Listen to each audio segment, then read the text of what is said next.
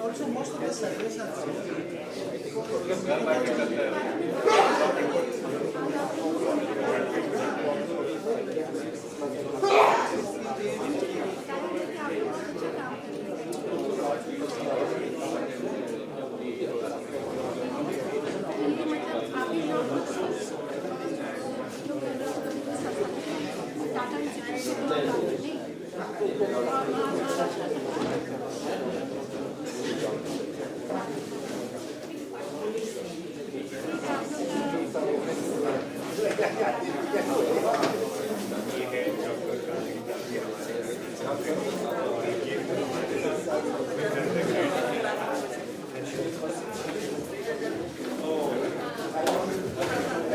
Good morning to one and all.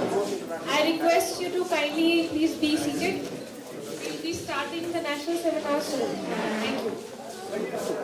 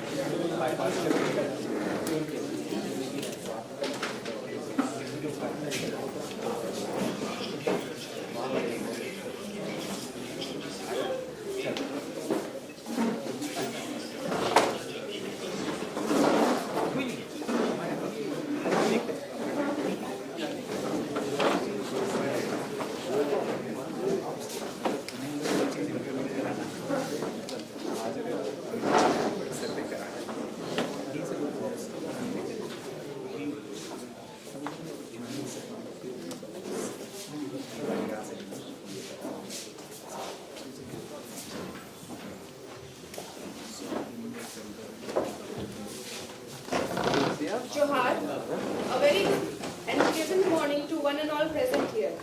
It is indeed an auspicious occasion that we have gathered here today on a two-day national seminar on Musings on Indigeneity at the Indian Social Institute, Lodi Road, New Delhi. I welcome all the dignitaries, resource persons, paper presenters and the enthusiastic listeners who have marked their valuable presence from their busy schedule. The guests joining us today and tomorrow from outside Delhi, I hope you must have comfortably accommodated and wish you have a comfortable stay here in Delhi.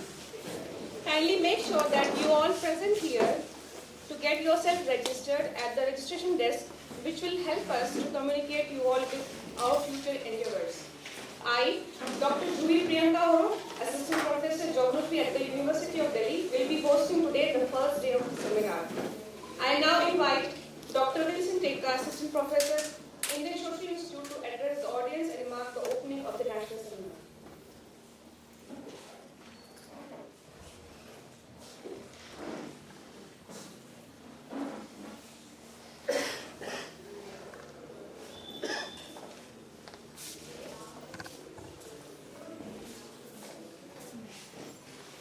Good morning and Johar and welcome to you all. Dear esteemed guests, resource persons, paper presenters, volunteers, friends and participants. On behalf of the organizing team, I am extremely honored to welcome you all for this national seminar on musings on indigeneity in India. At the very outset, I would like to underline some of the ideas that went churning, which resulted into organizing a national seminar on a much debated topic in India, indigeneity, as far as the tribal, indigenous peoples and communities are concerned. The idea of indigeneity in India has become a political bone of contention.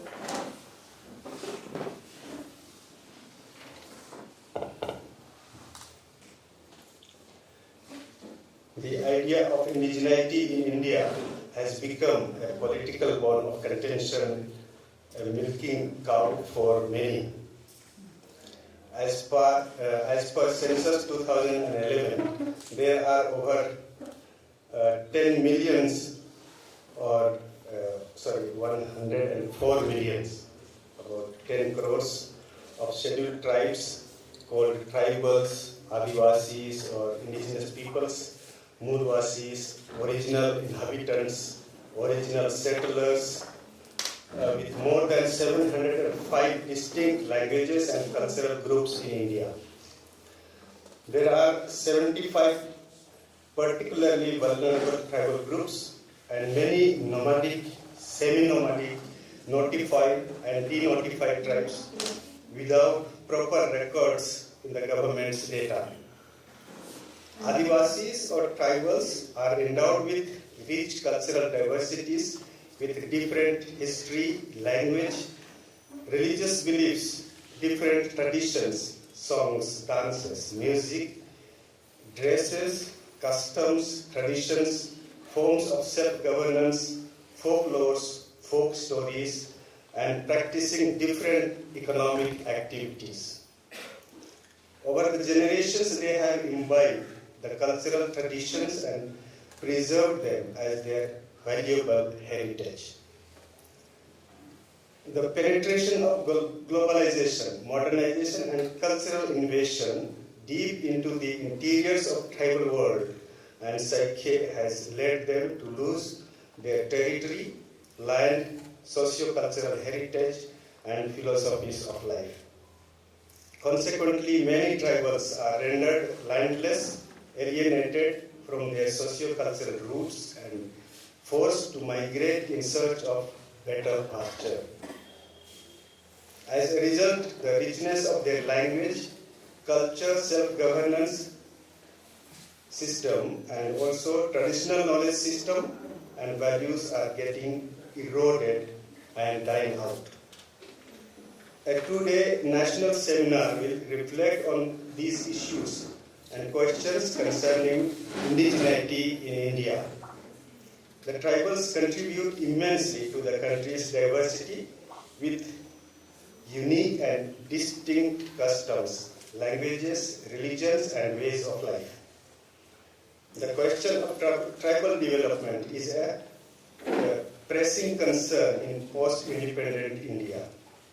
Since post-independence, several programs and policies have been introduced that target the development and improvement of the living conditions of the tribes, focusing on health, education, employment, food security, livelihood and income generation, etc. There are several special constitutional provisions enshrined for the tribes to protect their socio-cultural interests, social and political rights, particularly on issues concerning affirmative actions, issues of governance, political representations, and access to resources, among others. In the whole discourse of tribal development, the constitutional provisions, protection of rights and privileges, the perspectives from within the tribal community have been sidelined. Against this backdrop, a two-day national seminar has been planned with broad aims to carry forward the discourses on indigeneity. There is a need to perceive and articulate concept of indigeneity from different perspectives. The indigenous grassroots experts, academicians, and affirmative activists are gathered here at one platform that will hopefully open new avenues for discourses on indigeneity. The seminar will make an attempt to understand and articulate discourses on indigeneity from the perspectives and attempt to understand and articulate discourses and experiences of indigenous communities and academicians. The objectives of the two-day seminar are: first, to articulate indigenous human formation, which we call indigenous ways of education. Secondly, indigenous governance systems and political participation. Third, sustainable production and conservation patterns of indigenous communities. And fourth, indigenous knowledge systems in climatic sustainability from the perspectives of the indigenous peoples. We are indebted to our esteemed sponsors, USAID and its allied partners, Piramal Foundation and Annamaya Delhi. Without their support and close monitoring, this national seminar would not have been possible to organize in such a grand manner. We are also thankful to the collaborating partners in organizing this seminar on Musings on Indigeneity, Indian Social Institute, CBCI Office for Tribal Affairs, the India Indigenous Peoples Forum, and the Regional Tribal Secretariat of Archdiocese of Delhi and North India. Wishing spectacular success of the national seminar with your collaboration, support, and wishes. I will wind up here. Johar.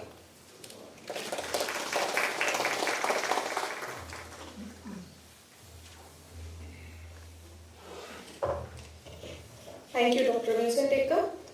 To give an overview of the two-day seminar, it will be starting with the inaugural session, which will be graced by our eminent dignitaries. There are different themes of the seminar, which are basically four themes. Theme 1 is indigenous knowledge in climatic sustainability. Theme 2, sustainable production and conservation patterns of indigenous community. Theme 3, indigenous way of human formation, indigenous education system. And theme 4, indigenous governance system and political participation. 2 themes will be covered today and 2 themes will be covered tomorrow. Each day will be accomplished with a panel discussion, and the last day will be followed on accomplished by the valedictory session. To start with the inaugural session, I would like to invite all the dignitaries on the dais and to grace the seminar. First, I would like to invite the moderator of the inaugural session, Advocate Nicholas Barla. I request Sir to please grace the dais. Advocate Nicholas Barla is presently the Secretary to the CBCI Office for Tribal Affairs based in Delhi. He is actively involved in bringing all the tribal communities from across India and forging unity for well-being and the betterment of tribal communities. He is the convener of Adivasi Samanvay Manch Bharat, and one of the members of the organizing team of Adivasi Ekta Parishad. I now invite all the dignitaries on the dais. First, I would like to invite Dr. Sebasti L. Raj. Presently, he is the Executive Director of Indian Social Institute and the Director of Conference Development Office of South Asia. He has worked at various capacities in different institutions. For example, as Pro Vice Chancellor at St. Xavier's University, Kolkata, former Provincial of Madurai Province, Executive Director GDAS, and Director of NISCOT Ghaziabad. As administrator and animator, he has guided many secular and religious institutions. Next, I would like to invite Ms. Kachina Chawla. Ma'am, please grace the dais. Ms. Kachina Chawla is the Senior Strategic Information Advisor at USAID India. She has been working on digital technology, inclusive development, and other emerging priorities such as COVID-19 and urban resilience. Ms. Kachina is a public health professional with over 20 years of experience working extensively across India in the areas of maternal and child health, family planning, and infectious disease across 3 continents. Next, I would like to invite Dr. Zephyrinus Bakla. Sir, kindly grace the dais. Dr. Zephyrinus Bakla, also called as Etwa Urao, a Kuduk priest, hails from a village of Anaberi in Jharkhand, India. In the year 2000, he was able to open the world's first Kuduk school in Jharkhand, known as Lur Dipa, which means mountain of wisdom. Here the children learn in Kuduk in the first few years and later also in English and Hindi. Next, I would like to call upon Mr. Neelam Bhai Dhirubhai Patel. Sir, kindly please grace the dais. He is the founder and secretary, Lok Mangalam Charitable Trust. During COVID-19, Mr. Neelam Bhai and his team served 172 beggars and 30 construction workers by providing food, as no one was there to support them due to the fear of COVID-19 in Dharampur town. He has been awarded by US-based Gandhian Society for his exemplary work at the grassroots level. Next, I would like to call upon Dr. Joseph Marianus Kujus. Sir, please raise this dais. Sir, he is the Director of Xavier Institute of Social Service, XISS, Ranchi. Dr. Joseph Marianus Kujur, SJ, obtained his PhD from Delhi School of Economics, University of Delhi, and postdoctoral from the Center of Latin American Studies, Edmund Walsh School of Foreign Service, Georgetown University, Washington, D.C. Dr. Kujur has 24 years of experience in teaching in various institutes. He was a lecturer at the Department of Social Science, Janna Deepa Vidyapeeth, Pune. He was also the HOD and Assistant Research Director at Indian Social Institute, New Delhi. Currently, he is the Director, Head Department of Research and Planning at XISS Ranchi. Next, I would like to invite Sri Deshraj Shekhar. Sir, kindly grace the dais. Sri Deshraj Shekhar is presently the Joint Secretary in Lok Sabha Secretariat and is with Parliamentary Committee on Welfare and of SCs and STs. He has also been associated with various committees, to name a few: Department-related Standing Committee, Committee on Finance, Committee on Information and Technology, etc. He has also worked for 72 Constitutional Amendment Bill 1992, also known as the Panchayati Raj, Transportation in Human Organ Bills, etc. He has also actively involved with Institute of Parliamentary Studies and has delivered a number of lectures on the subject. He has written a number of books and articles on working of Parliament. Next, I would like to invite Professor Vajjas Khaka. Sir, kindly grace the dais. Professor Vajjas Khaka is a visiting professor at the Institute for Human Development, IHG, New Delhi.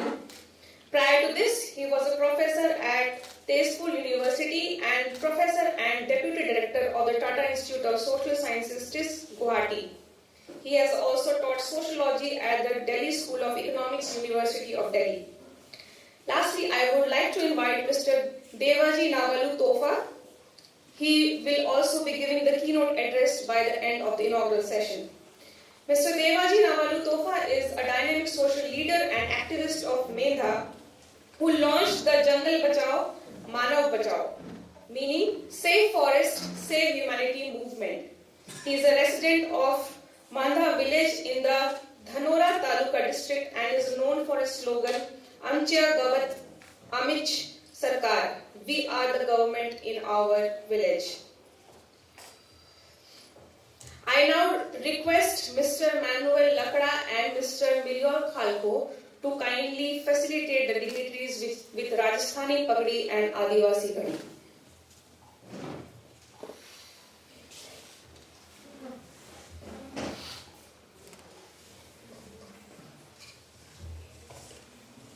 This pagdi that we are seeing even on the tables, this is symbol of authority in tribal communities. One who wears the pagdi has the authority, and our chiefs are sitting here.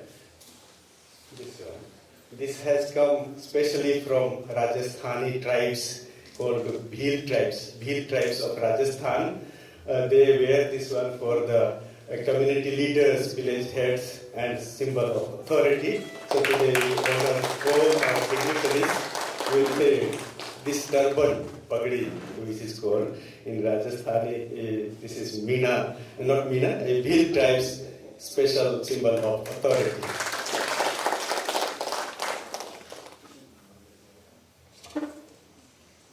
We have also, we have special guest from Maharashtra, and he is the traditional leader of the whole area, which they are saying we are rulers in our own land. So, Amchi Raj, Amchi Sarkar.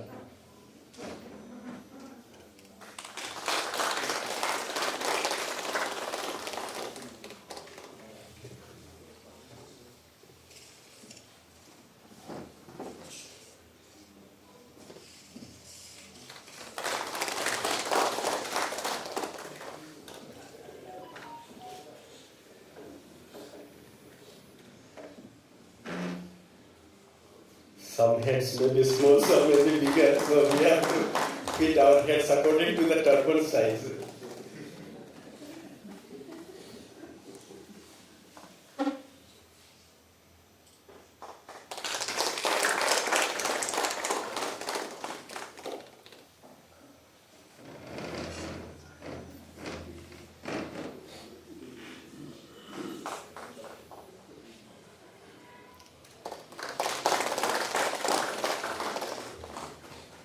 And our community leaders, Manuel Lakda, has honored them.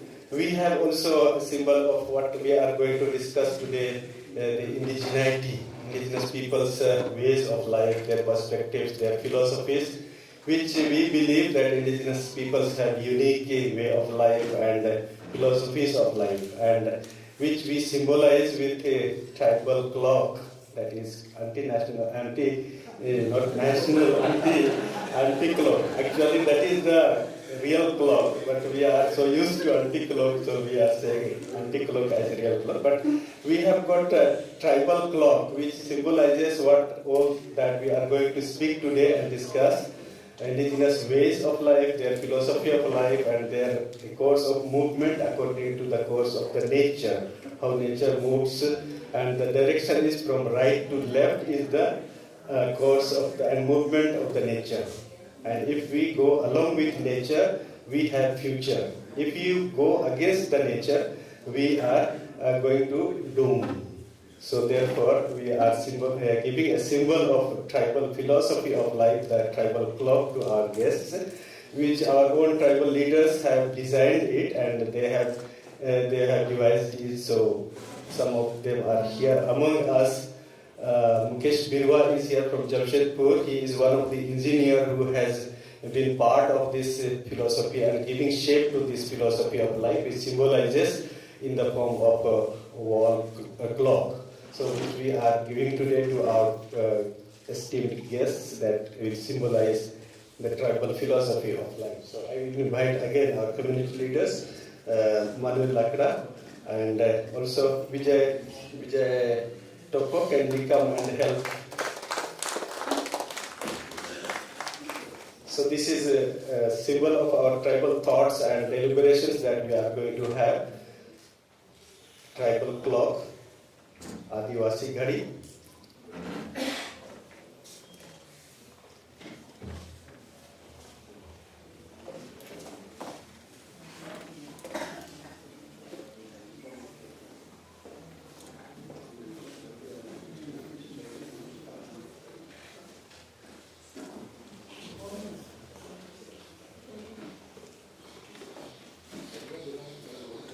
So we can have nice photographs with our guest here. Thank you, Vijay and Manuel, for honoring our guests. And this looks really different than other formal celebrations and deliberations that we have, all entering into a different philosophy now. So thank you very much. Thank you. Now I hand over the session of our formal inauguration to Advocate Nicholas Barlaji. We have amidst our two traditional leaders, so to say. I would invite Zephyrinus Bakhla to formally inaugurate the session with beating the Nagada. Nagada is symbol of a signal that gives a signal of something very important that is going to come on our way. Sometimes during the war, sometimes to convene a meeting, or when the community has to gather together. This is a symbol that they used to use by beating the Nagada. So this is Nagada, a very traditional musical instrument, a symbol of inaugurating something very important. So I invite our one chief from Jharkhand, Kudukh chief, to inaugurate formally our session today by beating the drum.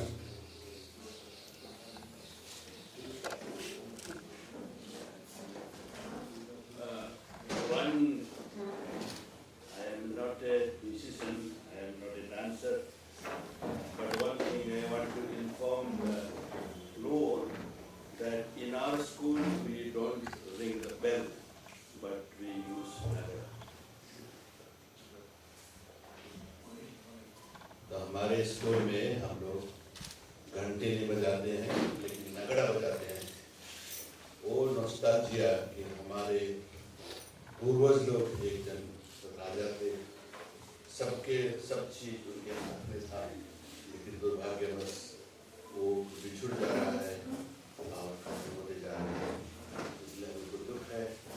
Nagra हम लोग को बताता है कि हम लोग लौटने जा रहे हैं, हमारा देश फिर लौटेगा।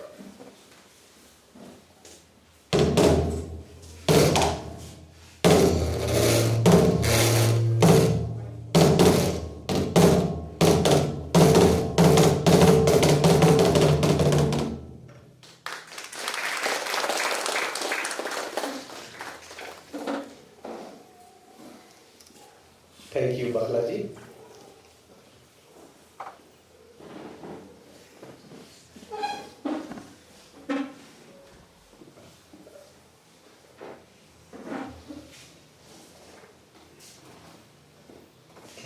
So, thank you very much to all of you, and once again, welcome to all of you, and particularly to all our dignitaries here. सबको बहुत बहुत स्वागत है। ये पूरा आदिवासी का माहौल है, और इससे जैसे हमारा परंपरा में हमारे गांव में जैसे होता है, वैसे ही हम लोग अपना प्रोग्राम भी आगे बढ़ाएंगे। कोकड़ी और नगड़ा और घड़ी, ये सब फिलोसफी, दर्शन, सारे सब आ गया, बहुत अच्छा हुआ। तो जैसे हमको समय दिया गया है तो टाइम कोटा में हमारे जो जितना भी हमारे गेस्ट लोग हैं, हमारा मुखिया लोग हैं, तो थोड़े शब्द में वचन देंगे, कारण कि ये इनॉग्रेशन प्रोग्राम है, इसलिए लंबा चौड़ा बात नहीं करेंगे। खाली हमारा जो मुख्य वक्ता है हमारा देवाजी नवालू तोपा, ये हमारा गढ़चिरौली जिला से आए हैं, तो वो ये रस करेंगे। और ये हमारे गांव का मुखिया है, एरिया का मुखिया है, और हम लोग यहाँ पढ़े लिखे हुए हैं, वो नहीं पढ़े हैं, but he is important person for us. He has just studied only 4th class, so he has not gone to school, and he will be the keynote speaker for us here, and rest of all of us can rest. This talk will maybe 3 to 4 minutes. Let us keep the limit. So give your good encouraging message to all the scholars here. The rest of all are educated. All the scholars are here. So yeah. So this way how the program will go. So may I invite now to the director of our this institute to start the message to all our indigenous scholars.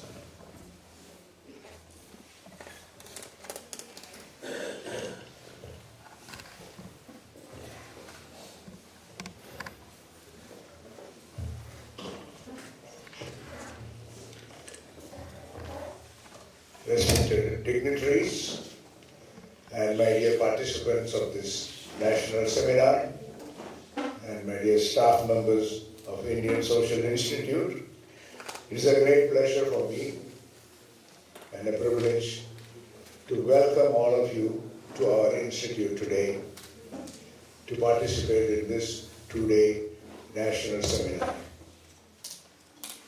So you are most welcome to enjoy our hospitality and participate in this meeting. When I was sitting here and listening to the statement made by Dr. Vincent,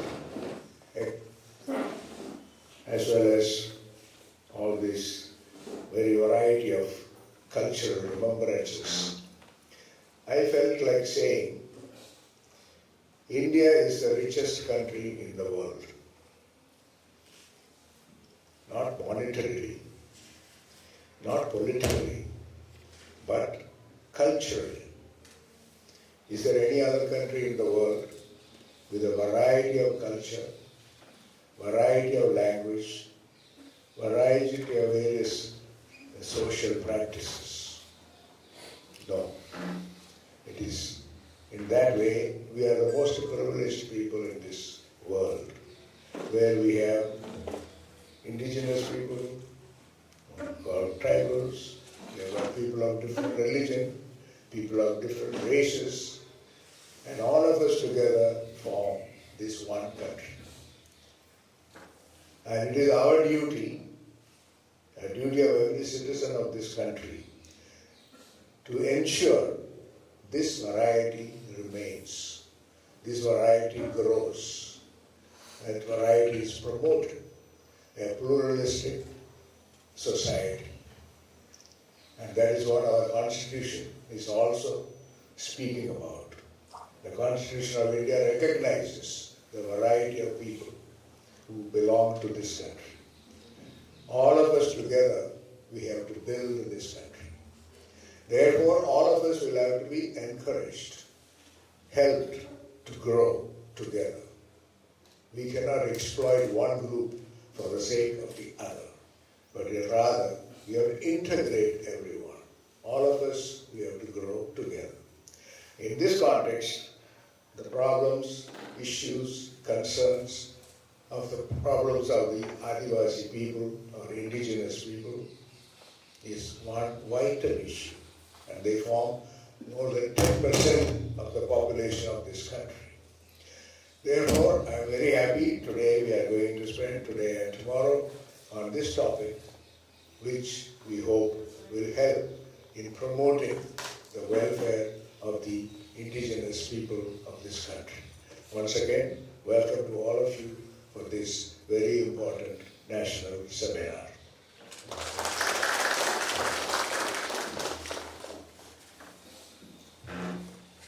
Yeah, thank you very much, Father Director.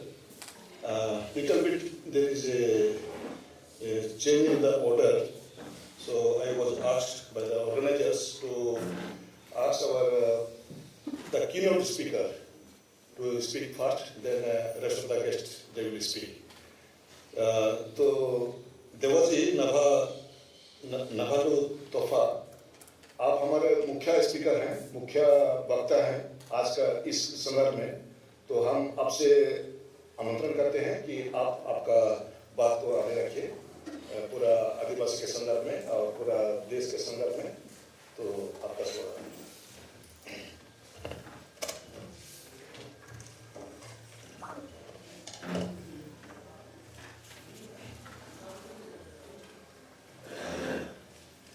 सभी को जोहार। तो मेरे को यहाँ इतना बड़ा seminar में मेरे को खड़ा कर दिया बोलने के लिए, तो हिंदी बराबर बोलने के लिए नहीं आता।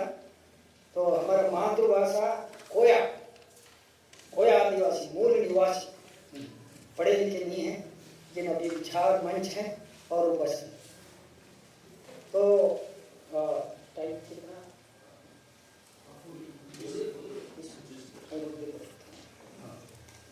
मैं थोड़ा बताता हूँ कि हमारा जंगल में रहते हैं, हमारे परिस्थिति कैसे थे कि ऐसे फुल पैंट वाले लोग हैं, कपड़े पहनने वाले लोग हैं। तो 40-50 साल के पहले हमारे गांव में आते थे, तो हमारे गांव के लोग जंगल में भाग के जाते थे। मैं भी भागने वाला हूँ, बहुत भागना। और पीछे मुड़ के देखें तो इंसान दिखता था, लेकिन वर्दी में फर्क था। आदिवासी लोग वर्दी को भी डरता है या इंसान को डरता है। इसका अध्ययन बचपन से हम लोग सामूहिक अध्ययन किया, तब उसमें था कि हमारे आदिवासी लोगों को हमारे गांव में आके ऐसे कहते थे कि ये आदिवासी लोग पिछड़े हैं, ये अनपढ़ लोग हैं, ये जंगल में रहते हैं, जानवर जैसा जीते हैं, इनको कुछ भी नहीं समझता है। ये लोग, इनका बोली भाषा बराबर नहीं है, कपड़ा बराबर नहीं है, मकान बराबर नहीं है, भांडा बर्तन बराबर नहीं है, खाना पीना बराबर नहीं है। इनको सुधारना, इनको क्या करना, सुधारना करते थे। हम इनका हिंदी भी नहीं जानते थे, मराठी भी नहीं, इंग्लिश तो बिल्कुल 0 बजट है। हमारा गोया भाषा है, तो हमारा भाषा से बोलते थे तो आपको समझ में नहीं आएगा, तो इंग्लिश हिंदी बोलेंगे तो हमको समझ में, इसलिए चुपचाप बैठते। तो उनको लगता था बाहर से आने वाले लोग ये तो बेकार लोग हैं, पिछड़े हैं, तो इनको सुधारना। क्या सुधारना है, सुधारनावादी को भी पता नहीं हमको क्या सुधारना है, आदिवासी को भी पता नहीं क्या सुधरेंगे और क्या सुधारना है। ये बहुत बड़ा सवाल आदिवासी को रखे हैं। हमारा है, हम बचपन से वहाँ रह रहे, हमारी संस्कृति, रीति रिवाज और जीवन जीने की पद्धति, ये पेट भरने का हमारे आदिवासी को चिंता नहीं है। जिसने जन्म दिया भगवान ने है, उनको चिंता है, क्या करना है, माँ बाप को चिंता है ना, करता है। तो हम जंगल से कंदमूल पाल या खेती करने वाला समाज नहीं है। ये सिर्फ कुदरत के साथ, जंगल के साथ में रह के जीवन जीने वाले आनंददायी है। तो वो बोलता तो हमको बहुत सारी परेशानी तो ज्यादा है नहीं, लेकिन ये बाहर कुछ ये व्यवस्था समझने के लिए बहुत ही दिक्कत हुई है। बहुत सारे लोग हैं कि हमारा जंगल, हम मूल निवासी हैं, जब जंगल पैदा हुआ तभी ही हम मूल निवासी वहाँ रह रहे हैं। पूरे देश की समस्या है, ये सिर्फ महाराष्ट्र की नहीं है कि हम महाराष्ट्र में रहते, गढ़चिरोली डिस्ट्रिक्ट में रहते हैं। बहुत डरता था हम लोग, मैं भी बहुत डरता था, कपड़े को बहुत डरता था, आदमी को बहुत डरता था। तो क्या डर था वो अभी हमको समझ में आया। जिसको इस बारे में कुछ नॉलेज नहीं है, हम पढ़े लिखे नहीं है, बाहर का कुछ भी पता नहीं था। जैसे कुएं का मेंढक जैसा उनमें गांव में ही परिसर में रह के हम जीते थे, इसलिए आखिर क्या हो रहा है कुछ भी पता नहीं था। लेकिन प्रकृति का नियम होता है परिवर्तन, वो परिवर्तन होते होते थे हमको ये सीखना पड़ा, संघर्ष भी करना पड़ा। अधिकारी आते थे, वन विभाग के लोग आते थे, रेवन्यू विभाग के लोग आते थे, पंचायत विभाग के लोग आते थे, छोटे बड़े कर्मचारी, तो वो क्या बोलते थे, हम ये जो है ना वन विभाग के लोग आया ये जंगल सरकारी, रेवन्यू डिपार्टमेंट के लोग आया ये जमीन सरकारी, पंचायत के विभाग के आया ये रास्ता सरकारी, स्कूल सरकारी, पानी सरकारी, सब सरकारी, आदिवासी भिखारी। ये क्या है भाई, हमके पूछो हमको मांगो मांगो, ये मांगने वाला कहाँ से है, हम तो मूल निवासी थे ना वहाँ। तो सरकारी कानून मालूम नहीं, सरकार भी मालूम नहीं क्या चल रहा है, तो हमको पूरा अंधाधुंधी का ही हुआ। तो इसलिए कि हमने ये किया कि सभी जगह देश में हम सुनते थे, बाहर आने के लिए हमको कोई मौका नहीं मिला था, पैसा नहीं है, हम पढ़े लिखे नहीं हैं, कहाँ मिलेंगे कहाँ जाएंगे। ये जो सरकार जो था इसका एक ये अधिकारी लोगों ने सिखा दिया, ये जंगल सरकारी, पानी सरकारी, ये सब सरकारी, ये सरकारी, इनका पीछे हम लोग लग गए। हमारे हिसाब से सरकार कहाँ है, सरकार कैसा है, छोटा है, मोटा है, लाल है, सफेद है, कितना ऊंचाई होगा, कितना गोलाई होगा, कहाँ है। तो ये बोले अधिकारी लोग दिल्ली और बम्बई। अरे दिल्ली तो बहुत दूर है, बम्बई भी दूर है, हम तो पढ़े लिखे नहीं है, तो ये कैसे होगा वहाँ सरकार। हमारे मंत्री में देखिए ये हमारे तक हुए सरकार कहाँ है। तो हम समझते थे ये जो अधिकारी लोग आते थे, कलेक्टर आते थे, कोई वीडियो आते थे, ग्राम सेवक, पटवारी, यही सरकार है। तो वो लोग उनको हम समझते थे ये सरकार है। उनको पूछते थे आप कौन है, सरकार है का, वो बोले हम सरकार नहीं है। फिर कौन है, सरकार के नौकर कर्मचारी है, सरकार के नौकर। कहाँ है सरकार, सरकार तो दिल्ली और बम्बई में है। तो आप कभी देखे क्या सरकार को, वो बोले हम भी देखा नहीं। कैसा है, हम भी देखा नहीं, तो हम कैसे देखेंगे, आप लोग देखा नहीं तो हम कैसे देखेंगे। तो इसका आगे जाके क्या हुआ, ये संघर्ष से हम लोग यहाँ आए। कहीं मोर्चा नहीं निकलना, धरना नहीं, कुछ नहीं। हम आदिवासी जो क्षेत्र के लोग थे और सुनते थे, वो झारखंड, बिहार, उड़ीसा, राजस्थान, गुजरात है ना, छत्तीसगढ़, आंध्र प्रदेश, जहाँ जहाँ क्या हो रहा है हम सुनते थे। ऐसे हमारे बुजुर्ग लोगों से और कार्यकर्ता लोगों से बड़े बड़े मोर्चा भी हुआ वहाँ, लेकिन मोर्चा से कुछ भी हुआ नहीं। उससे कुछ एक झलक जनशक्ति दिखाना किया। मोर्चा भी समझते हैं ना दुनिया में क्या हो रहा है। मोर्चा निकलते हैं ना, तो हम ट्रेन से आए, हम नागपुर से बल्लारी से आए दिल्ली। तो उस ट्रेन को एक ही इंजन रहता है, दो नहीं रहता, उसका पीछे डब्बा जोड़ देता है। तो जहां वो इंजन खड़ा होता है स्टेशन में, वहां पीछे का डब्बा खड़ा होता है, वहां ही घुस जाता है। समझ में आई। तो ऐसे मोर्चा निकलने वाले हमारे जैसे लीडर, एक नेता हो गए, वोट ब्यान किया, वोट को जमा किया और पार्टी में घुस गए, कुछ भी नहीं हुआ। इससे विश्वास पर नहीं तो करेंगे कौन। हमारा नेता भी बेपत्ता, हमारा सत्ता भी बेपत्ता, कहाँ कैसे करेंगे। तो एक ऐसा अध्ययन हुआ। अध्ययन की बात है, महात्मा की मुद्दा अध्ययन है। हाँ, अध्ययन की जो है तो हिंदी में मेरे को बताने के लिए नहीं आएगा, तो थोड़ा मदद करेंगे कौन। तो वो है ना, सुन रहे हैं ना, अध्ययन किस विषय पर, ये तो पढ़े लिखे लोग हैं यहाँ। तो अध्ययन जो करना है, तो और भी कोई जानकार के कहा तो मराठी में बोलते थे ना, वो लोग उनको समझेगा मराठी बात। जीवनाला भेडसावणारे प्रश्नावर विचार करणे म्हणजे अभ्यास करणे। क्या समझ में आए। जीवनाला भेडसावणारे, ये सवाल जो है सबको हो रहा है, छोटे से। ये थोड़ा हिंदी में ट्रांसलेट करिए, और किसी को जमता है आप भी कर सकते हैं। जीवनाला भेडसावणारे प्रश्नावर विचार करणे म्हणजे अभ्यास करणे। नहीं तो अभ्यास कौन करता है, अध्ययन कौन करता है, ये पढ़े लिखे छात्र लोग। हां हे सांग जीवनाला भेडसावणारे प्रश्नावर विचार करणे म्हणजे अभ्यास करणे. रोजमर्रा की जिंदगी में हमें जो भी सवाल समस्याएं जो सताते हैं उस पर सोचना, उस पर सोच विचार करना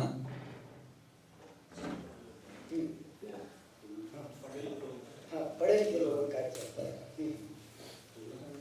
जीवनाला भेडसावणारे प्रश्नावर विचार करणे म्हणजे अभ्यास करणे. रोजमर्रा की जिंदगी में हमें जो भी समस्याएं आते हैं उस पर सोच विचार करना, उसकी स्टडी करना.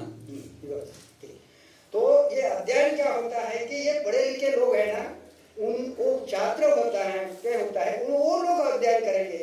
हमारे अंतर्बाह्य लोग कैसे अध्ययन करेंगे? तो उनको समझ लीजिए ये अध्ययन क्या है. अब यहाँ तो बैठे हुए लोग ये मामूली लोग नहीं है ना. तो कहाँ पढ़े आप लोग? हम ऐसे आईएएस अधिकारी को भी सवाल खड़ा कर दिया. सवाल पूछना सीखो, सीखना है, एक दूसरे से सीखना है.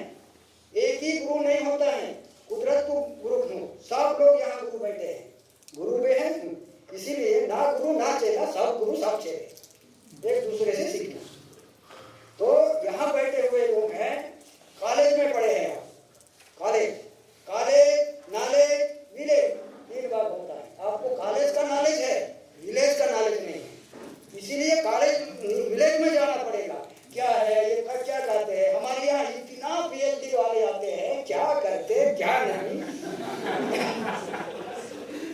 कैसे खाते हैं, कैसे रहते हैं, कौन सा पेड़ का दवा लगाते हैं, कैसे खेती करते हैं. अरे भाई हम तो कर रहे हैं ना.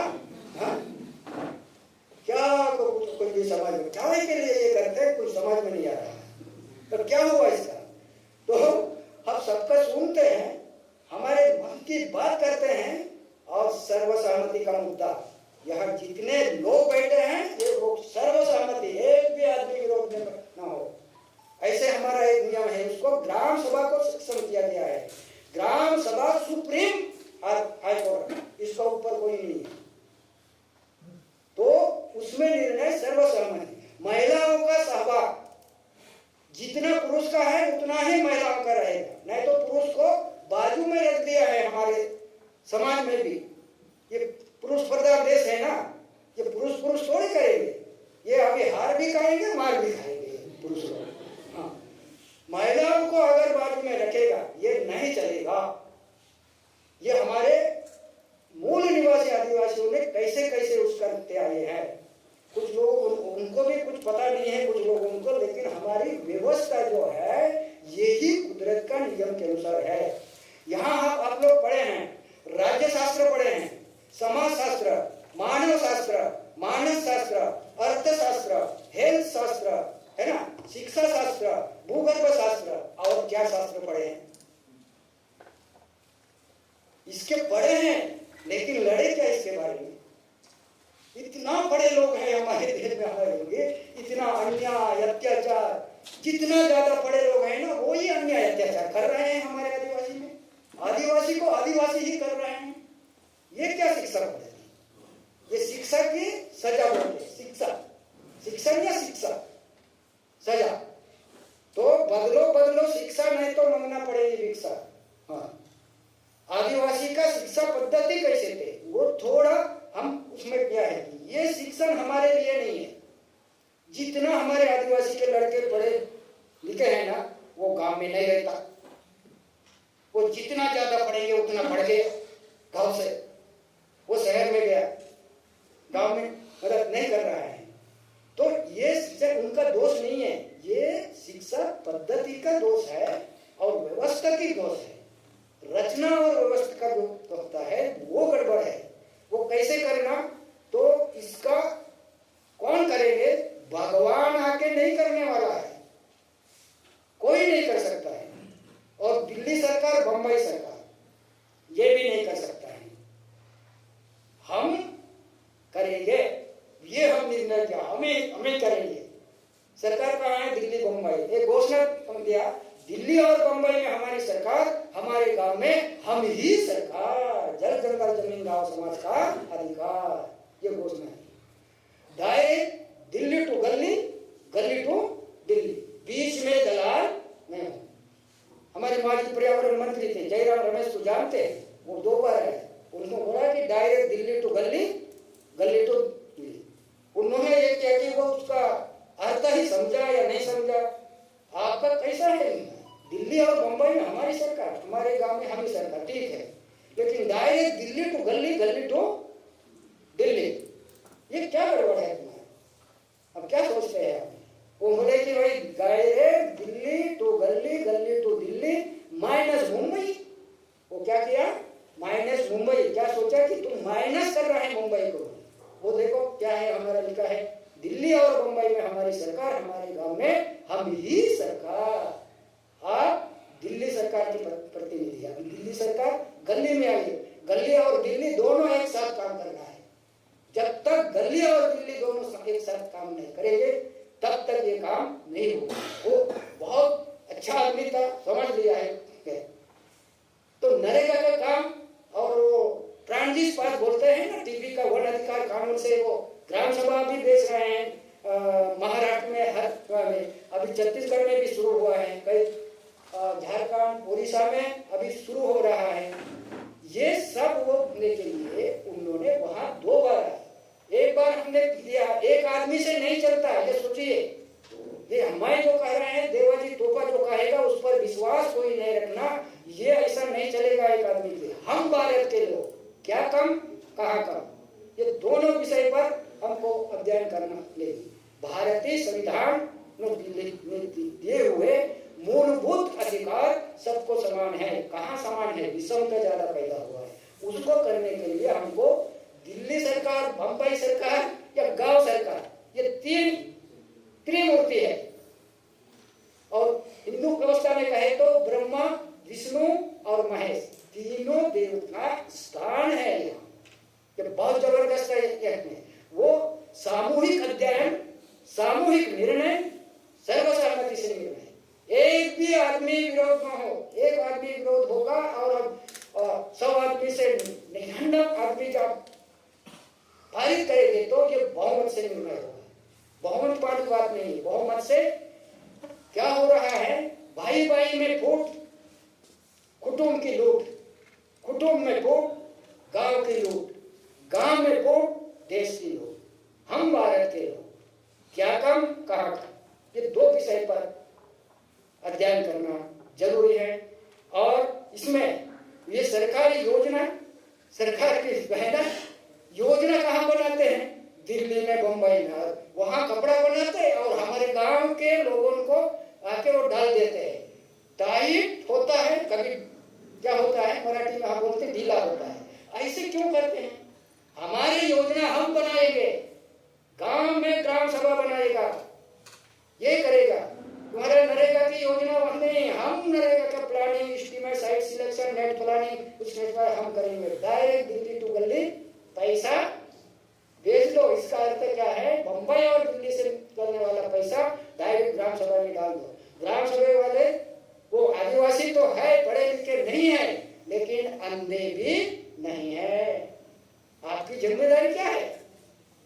हम ऐसे ही बोलते हैं वो अधिकारी और अभी राजस्थान का है हमारे जिला अधिकारी संजय मीना, हमारा उस साथ में हम सभी अधिकारी को लेके अभी अच्छे तरह से वो काम कर रहा है। बहुत ही लगता है कि ये आदिवासी का अगर विकास करना हो तो सरकार ने नहीं करना चाहिए। आदिवासी का जल जंगल जमीन या शोषण हो रहा है, वो उसमें कोई हस्तक्षेप नहीं करना चाहिए। वो अनुसूचित क्षेत्र में कोई भी ठेकेदार, कंपनी, व्यापारी नहीं घुसना चाहिए। फिर क्या करना चाहिए? तो उनका परंपरा, संस्कृति, रीति रिवाज, उसका जो बोली भाषा, ये एक भाषा का प्रॉब्लम है। पूरा हमारे कोया भाषा, बोली भाषा बोलते हैं ना, उनको सुधारने वाले लोगों ने मत बोलो ये तुम्हारा भाषा, मराठी बोलो, हिंदी बोलो, इंग्लिश बोलो। भाषा नष्ट हुआ तो संस्कृति नष्ट हुआ। ये हमको वहां अनुभव चाहता हूँ, काल्पनिक नहीं है, प्रैक्टिकल है ये। अगर कोई है जनाब हम तो पढ़े लिखे नहीं है, तो ये तो नेशनल लेवल का है, तो अब इंग्लिश को इंग्लिश बोलेंगे तो हम गोंडी तो गोंडी बोलेंगे, हमारी मातृभाषा है।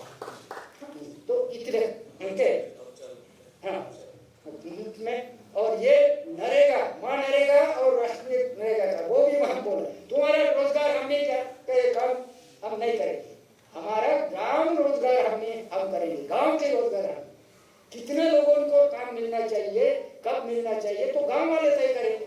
तो दिल्ली मुंबई वाले कैसे तय करते हैं, तुमको क्या पता है, तो गांव वाले करेंगे। तो हमको सभी लोगों ने मदद करिए, टेक्नोलॉजी मदद करिए, वो नहीं है। तो उसका आदिवासी का जो पढ़े लिखे लड़के हैं और लड़की है, कोई महिला है, वो लोग वहां से काम करेंगे, उनको मदद करिए। ऐसे हमारा क्या, और प्राकृतिक संसाधन का शोषण ना हो, वहाँ ही आदिवासी लोग ही करेंगे उसका।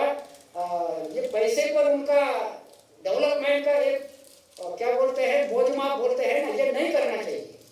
उसका क्या इंसान है कि नहीं, इंसान जैसा जी रहा है या राक्षस जैसा जी रहा है, ये कर रही है। ये आपको मदद करना है।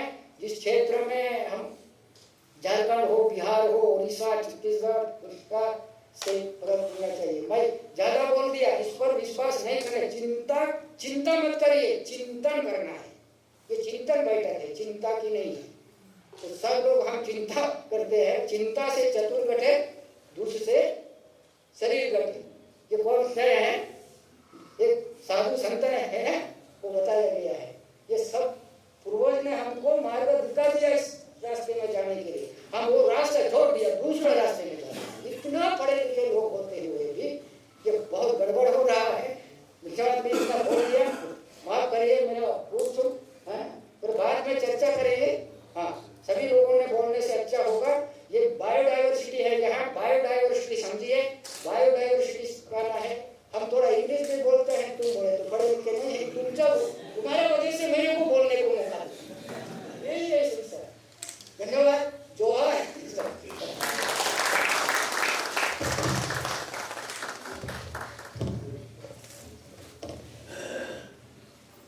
तो देवाजी नवालू तोहफा हमारे गढ़चिरौली जिला के एकदम दुर्गम गांव में है। हम उनका घर गए थे, पूरा बाघ और भालू और अभी तक है उनका गाँव में, लेकिन लोग बहुत अच्छे से हैं। तो that's a marvellous for you Haji, थोड़ा इंग्लिश में बोलते थे या तो या so it was a beautiful to listen to him. And I had an opportunity to go to Canada in Queen's University, and there also like that we had a big workshop like this, and all lecturers from Canada, all philosophers, economists, and all ministers and all were there. And in that meeting, one indigenous woman was invited to give to address the entire gathering, like him. So we are following a little bit of that category. So we thought, let us give the chance to our own brother, Adivasi brother, Topaji, with rich experience and very good leadership in entire area, in Gachorli district. Almost everybody knows him, entire district. Also these ministers and everybody knows him. So we are happy to have him here and grateful to him. तो अभी ज़्यादा बात नहीं करेंगे, तो मैं I will go according to the order. So may I invite now to give the message to the audience, Miss Kachina Chawla. As already we had her introduction. She is from USID and who have supported us. And she has been working in India for quite long. And with her interaction, I know that she is very close to Adivasis, the tribals. So, Madam Ji, thank you very much. And Thank you very much. That's a hard act to follow. I didn't even understand a lot of it, but it was very powerful in its statements that were being made. I want to begin with gratitude, because I'm very grateful. I feel very privileged here that I've been given this position to be here to speak now. grateful to the organizers, grateful to our esteemed panelists, dignitaries, and most importantly to you who's here and who's giving your time. It gives me great hope in the future because it's that we are now willing to talk about these things, willing to create spaces in which we can discuss, deliberate, sometimes debate. And I think it's a wholehearted testament to both our governments, both the US government and the government of India, that we are willing to create these spaces to do this and recognize the importance of that. It is, this question of diversity, equity, and inclusion is a priority of the US government in the Biden administration. And it came in terms of domestic policy, it came in terms of its foreign policy. So we are severely committed to this. But we also recognize that we ourselves have a long way to go. We are not perfect, and we are learning. We are learning internally within the United States, and many of you see that every time you open the newspaper or every time you go there. And this is a continuum. It's not a switch you turn in and on and off to engage in diverse communities and have conversations and create and share power. It is a journey, and we're all on that journey. And this country is also on that journey. And it is a great privilege to be a part of that journey. So you may be asking why. And the way we see it is it's not just about it's a nice thing to do. It's actually good for business. Fundamentally, we cannot achieve, neither can the government of India achieve, nor can the US government achieve what its objectives are if we don't make this an inclusive process. I represent health. And in health, we have things like eliminating TB by 2025 in this country, and the US government is committed to support the government of India to do so. But we can't do that if it's not a shared journey and there isn't shared ownership. Similarly in MCH, and just about any development goal that our Sustainable Development Goals is articulated. In order for us to do that, the journey has to be inclusive, and it has to include all groups. In this situation, we're speaking about tribal communities, or as we refer to as indigenous communities. But honestly, it also needs to include people of all communities. One of the things that the U.S. government did 2 years ago at USAID is, and USAID stands for the United States Agency for International Development, for those of you who don't know. And one of the things we did a couple of years ago is launch something called the PRO-IP, or it's the Policy for Promoting the Rights of Indigenous People. And it's about guiding development practitioners to really strengthen the design and management programs that affect indigenous peoples. The real goal of PRO-IP is not to make decisions for other people, but to recognize it's time now to hand over resources, power, processes, and engagement. It's not just about anymore, I consult with a group to design a program of development. I need to develop based on what that group wants. I need to provide those resources to that group to do so. And that's why forums such as this, with this incredible talent that is in this room, become very important for us. So that we actually, that there is that space to hear, to grow your own people, to make decisions for the people that you represent. And that is something that we are firmly committed to. And we do believe that as long as we work hand in hand, and we look at things like power, finances, resources, and support in those spaces, and we support in healthy, productive conversations, we are all in the business of nation building. And we are all in the business of building two nations, not just one, right? So in order to do that, we look forward to hearing these conversations, and we do believe that a lot of the power and knowledge that sits in Indigenous communities is really going to be what has so far safeguarded things around climate. It's going to be the way of the future, and we're going to need to hear, listen, and empower and embolden much more so. So I look forward to hearing about the deliberations over the next 2 days, and I thank you very much once again for having us.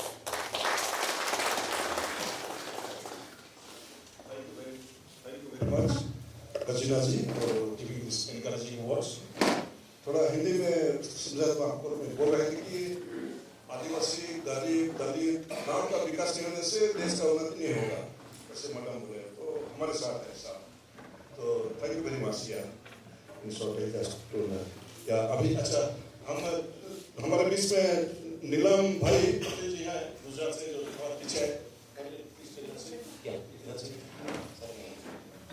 He's also one of our resource persons from Gujarat.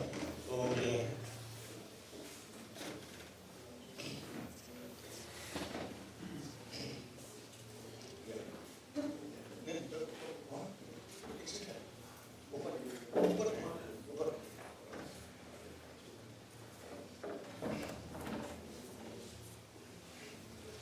So next will be, may I invite Dr. Jeffreyus Patla, popularly known as Etwa Brown, because he is very popular in the villages with the common people. So many people know him as Etwa Brown, but he is a doctorate. You will introduce Dr. Yelman, and he has developed one school, the first school in the world, Uruk and English, in Lurpipa.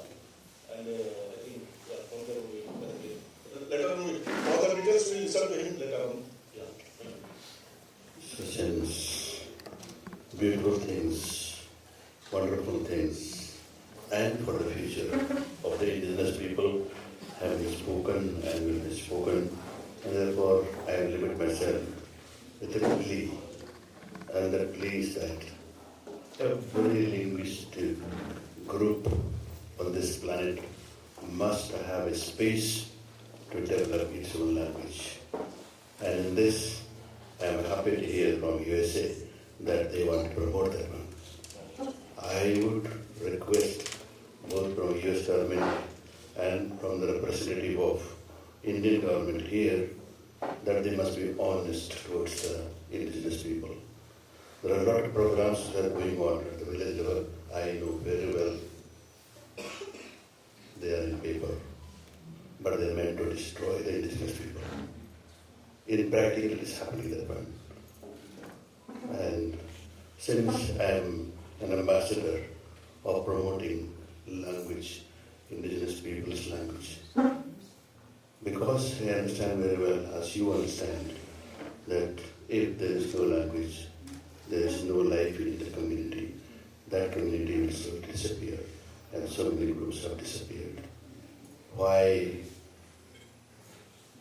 advanced civilization like the one present we are going through, we show genocidal in its attitude. Groups by groups, small they are being neglected and they are disappearing from the face of this planet. They have got a language, they are a group, they are born in a nest which is culture, tradition, identity, and in the name of stomach, development, comfort, luxury, we are out ready to kill. Even they say we are not very sure, but voices are around that what happened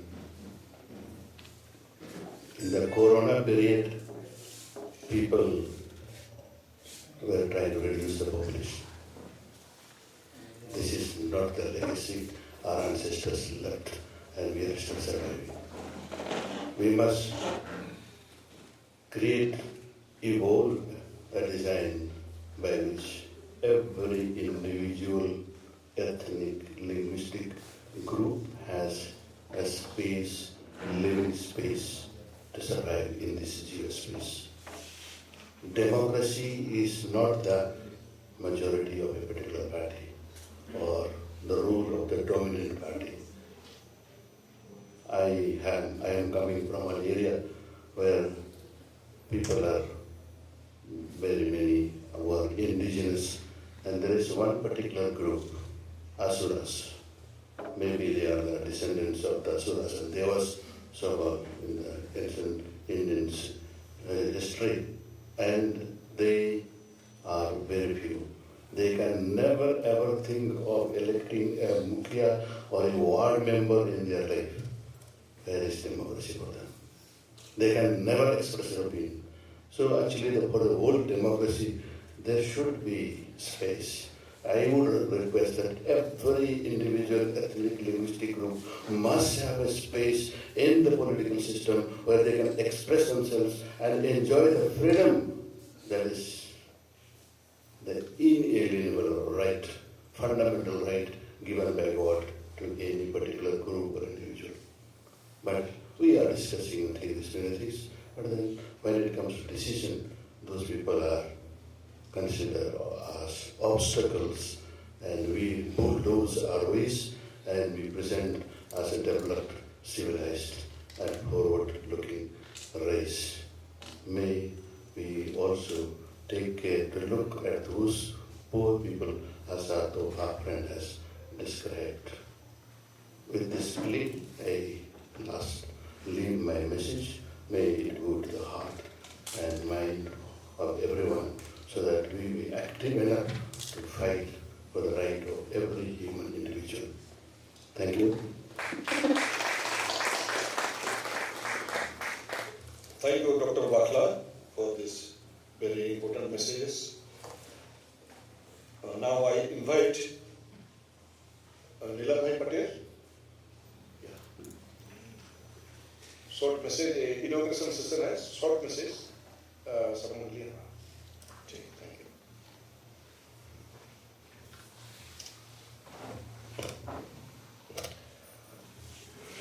नमस्कार।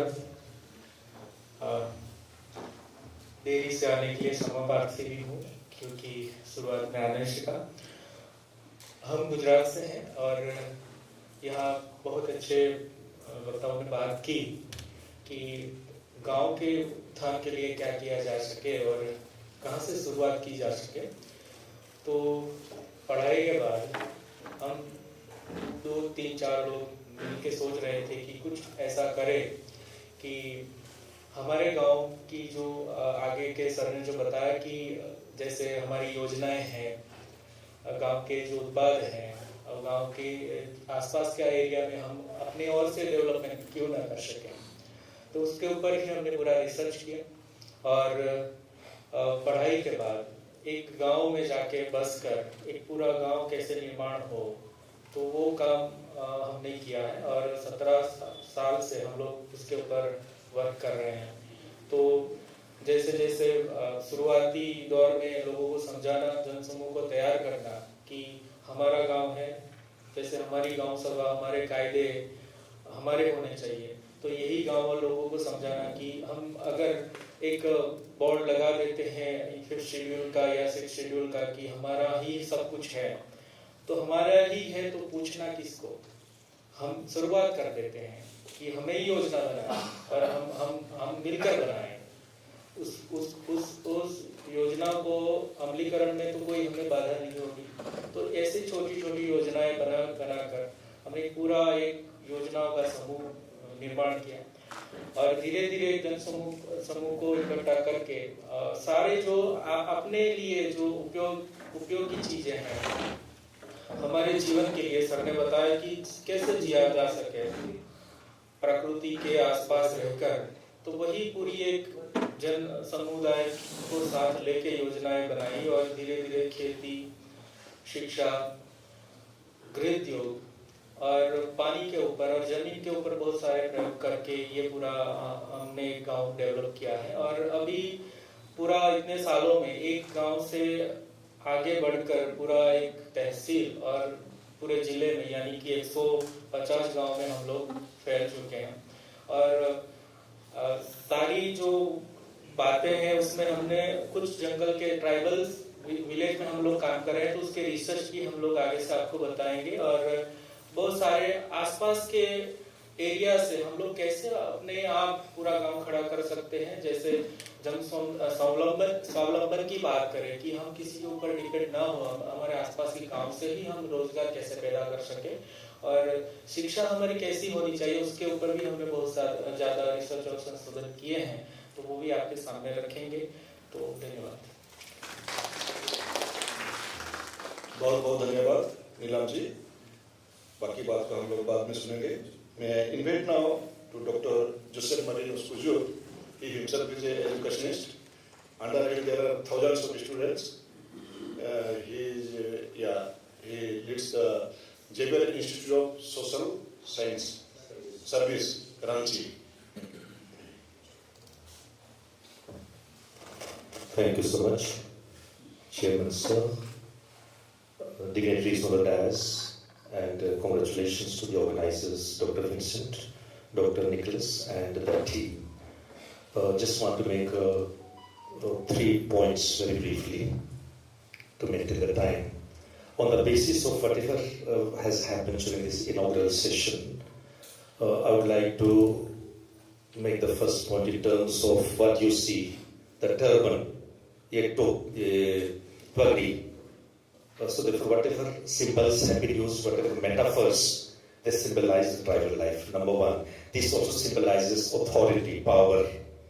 In this context, connected with the tribal life and culture, I would like to say, as I remember from what Professor Rajnus Khaka used to say again and again, in terms of tribal resources, natural resources, etc., whether you take jal, jangal, zameen, etc., authority in terms of symbol, yes. In terms of spelling it out in the constitution, yes. In terms of PESA, 1996, yes.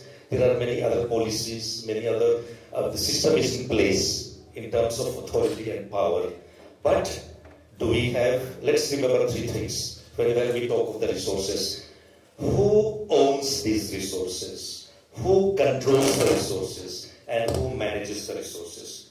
Surely, in the name of tribals, these things are available or they belong to them constitutionally, but I do not think they are managing them. I do not think they really own it, except in the paper, number one. Number two, when you come to the clock, which was gifted to us, thanks a lot, it's, as was also observed, it expresses and manifests the diversity.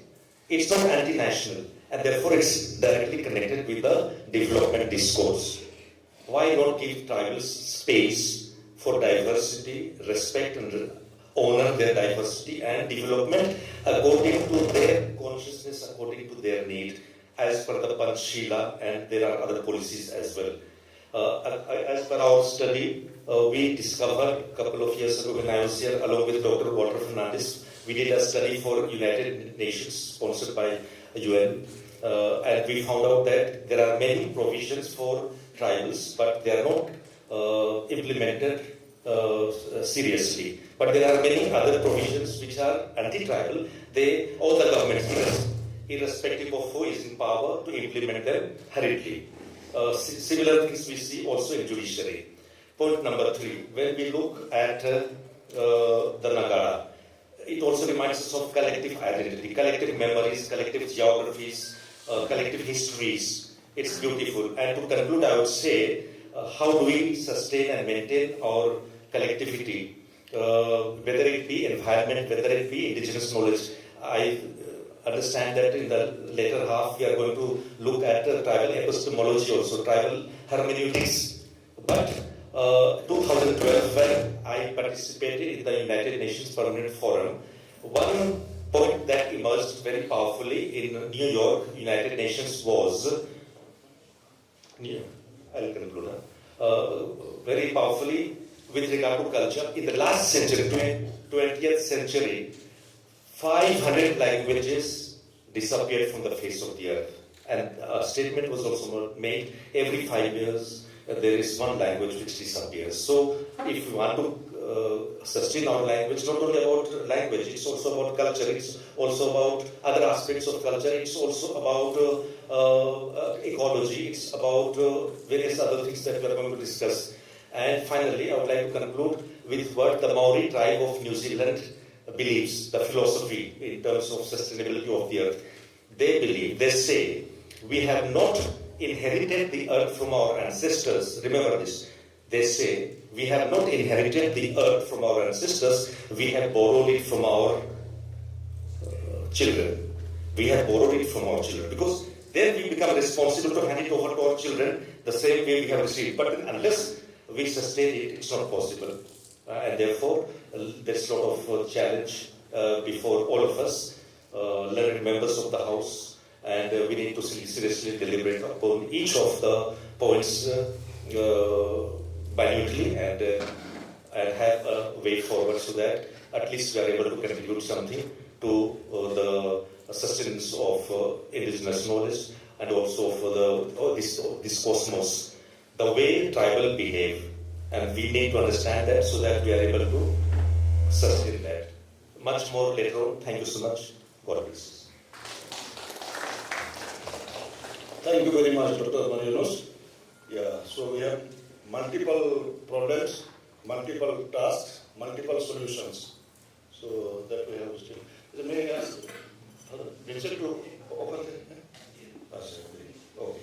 So now we have very important guest here amidst us, Sri Desraj Shekhar, Joint Secretary from Parliament Committee, and he is with the government. So how with government and all of us will join together? So definitely, sir, we are very happy that you are here, and we will look forward in the future. Thank you first for being respect to dignity sitting on that. And also the organizer who invited me to have a few words on this occasion. I'm Joint Secretary, Parliament House. I'm looking after Parliamentary Committee Estate Welfare. Before that, I worked in different committees. And I'm looking after Mass Media and Rural Development Committee right now. I've been working in this committee for last more than 7 years. A lot of experience of the work related to estate welfare. So basically, if you say the committee consists of 30 members of the parliament, 20 from Lok Sabha, 10 from Rajya Sabha. And one interesting thing that all are elected members. They are not nominated by any party or speaker. For becoming a member of this committee, they have to contest election. They all are elected members. The basic mandate of the committee, then you see that they have to ensure that all ministry, department, PSU, banks, other bodies, they have to ensure reservation as per presidential mandate as per deputy guidance, 15% SC or 10.5% SC. That is board mandate, and welfare of the SC is also work by the committee. We also ensure that the tribal sub-plan, SC sub-plan, that is founded by the government board mandate, is implemented as per guidelines by the government for welfare of the tribal and scheduled caste. And then from photography, we undertake study also. And Dr. Keeshbhai Solanki is a professor from Gujarat. He's from Ahmedabad, is the chairman of the committee. He's a surgeon and well-educated person. Then he's doing the work efficiently. All members are cooperating. And we have done a lot of that, and I will share the achievement made by the committee. Madam Rosie is working in a SPCL, and he used to come on parliamentary committee. Then she know how the committee is working. Speaking example, I went to court. Just like we went to Chandigarh, and we examined one ordination, Bakra Beer Jazim. We found that that ordination, Central Committee ordination, there is no resolution for tribal. We asked them why tribal resolution is not available. They told that initially Bakra Beer Jaz working for the Punjab only. Punjab there is no tribal, that's why we didn't include resolution for tribal. And the committee asked that after it was this organization work was expanded to Rajasthan, then Himachal Pradesh, other parts of the country, tribal is available. So the central government body, they must have reservation. But unfortunately, there was reservation not applicable since 1975-76, they were working. And nobody pointed out to the committee. The committee visited and found. Then the chairman told immediately called them in Delhi. We had meeting the all committee members, called as the secretary. Then we told him why revision not applicable. They expressed apology to the committee. Sorry that we should have done it as per mandate of the central one body. Then we told immediately to do it. We gave it time for 3 months, 4 months, but you have to get it introduced the revision policy for tribal. Then I called a meeting of the board of directors immediately, and then rule was amended. And thereafter changed the existing rules and then notified the revision for tribal organization of the Bhakta Bees Vyas Nigam. So that is one of the achievement revision applicable for the organization where it was not applicable for last 30-35 years. Then we recently examined one more subject that was very unfortunate that tribal about 200 people after retirement their pension was withheld after retirement. That very unfortunate. We called the tribal secretary, then we called the pension secretary, and even we called the Tamil Nadu chief secretary. The most of the cases pertain to Tamil Nadu. Why you have stopped the pension for tribal? That was there is so many complaints against them, and we are wasting the tribal cost certificate. And from committee which rule you are asking for verification at the time of initial joining or before confirmation of 2-3 months after joining, 6 months after joining. You may verify, but after retirement there is no provision. As per DPT guideline, within 6 months after joining you should have verification paper. Now they have reduced the time 3 months after information of the committee, that time is reduced to 1 month. So there is no law at the time, even though there are a lot of cases we found that the tribal are being harassed. Then we asked them, all the contenders, all the organization record we have with all the pension. And finally, the 90% case was resolved, all pension, all 200 people were released. Only 10 cases were kept pending because of the court cases, even though committee directed that they must be given pension provisional basis. There is no land, no law of the land, no court order where pension can be stopped. And all 10 cases also pension were released. Recently, 2 days before that, we had discussion in the BSNL CMD.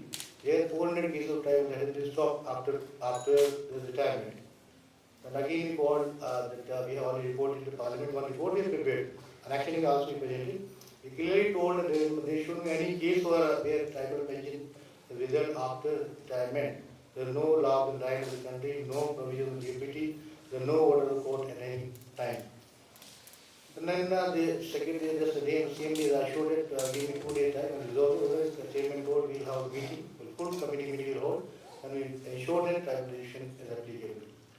Then I come to the issue today we have the topic for discussion, and senior member, the NAM head, he has expressed it very well, what is the real life of the tribal, how they live, what is their self-reliant government. So I would say one thing only in the matter, that Parliament has passed the 1993 minimum bill, that a constitutional amendment they have made, the Constitution 73rd amendment bill. 72nd bill was passed and it became a 73rd amendment act, and popularly known as Panchayati Raj bill.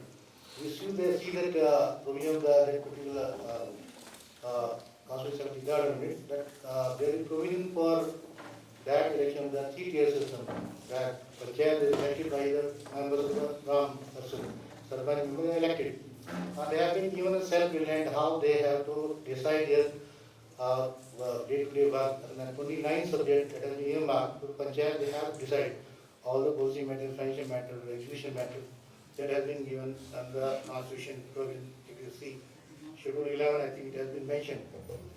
So here they have been in full reliance, full self-reliance, full power, financial power also added by the government, and other policy matters are guided by from time of DC and other government agencies.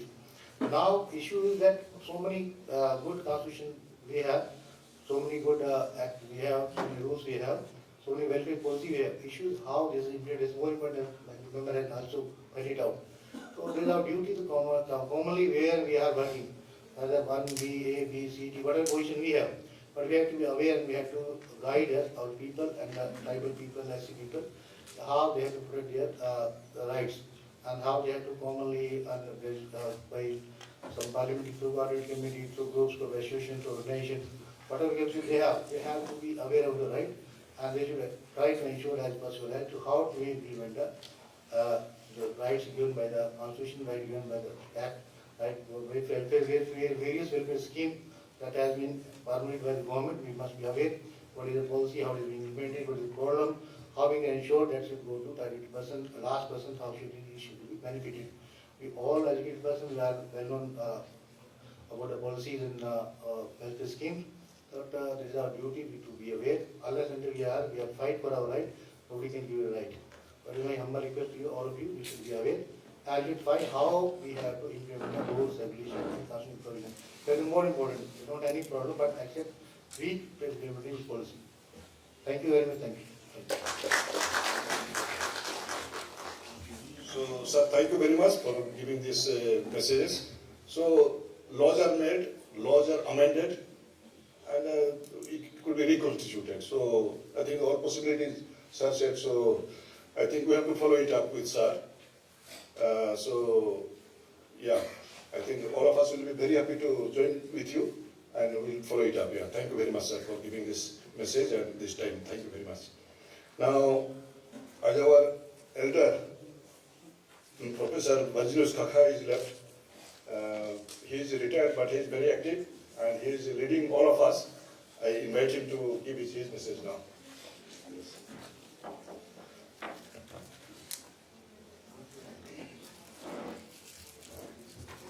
Well, I don't think I have any message, but I think it's important for us to reflect on what the keynote speaker in fact said. I think indigenous people were maybe not a very high standard of life, but they had a life which was full of well-being, contented. And that itself has really been destroyed in the course of last maybe 200 or 300 years. That's something we really need to reflect. Also, he said that we are not the same age as 200 years back. We are in a contemporary phase. We are ourselves undergoing change and transformation. And therefore, how do we really negotiate ourselves with our traditions, our indigeneity, and at the same time, the fact that we are also no longer that deeply rooted in the land. So that's, I think, these are some of the issues out there. And I think most important, I think as young people, we are all becoming now increasingly getting educated, we are occupying positions. I think it is important for us to see as to how far we are rooted in our own self and in our own culture and society, or the people to whom we belong, and as to how we really take them forward. I think these are some of the things which probably we need to really reflect and therefore try to find out the kind of trajectory of there's a transformation and trajectory of development that we, as sitting here and reflecting as to where we want to go. That's all. Thanks.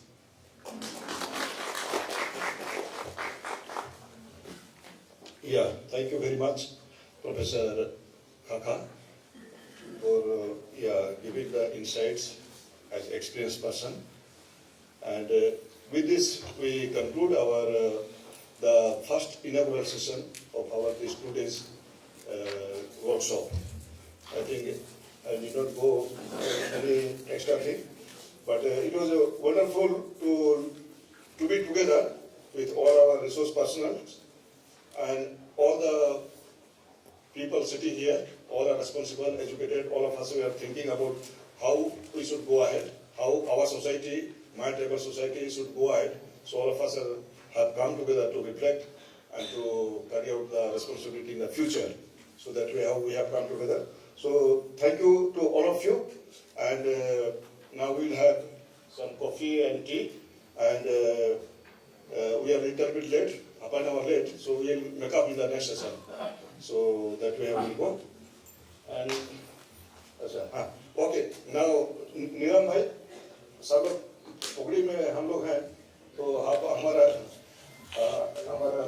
मुखिया हैं, गुजरात से आए हैं, तो आपको भी हमारा पगड़ी होना चाहिए और अच्छे काम कर रहे हैं, तो इसलिए ताली मारकर आपको हम लोग स्वागत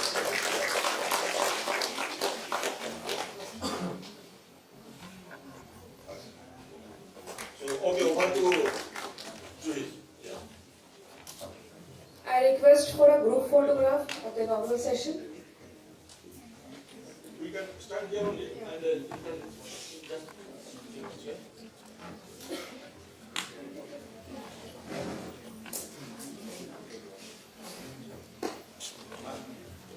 I request the dignitaries.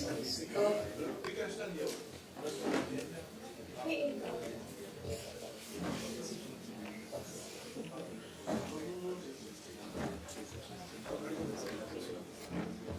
After this, I request Mr. Vijay Topo to extend the vote of thanks for the inaugural session.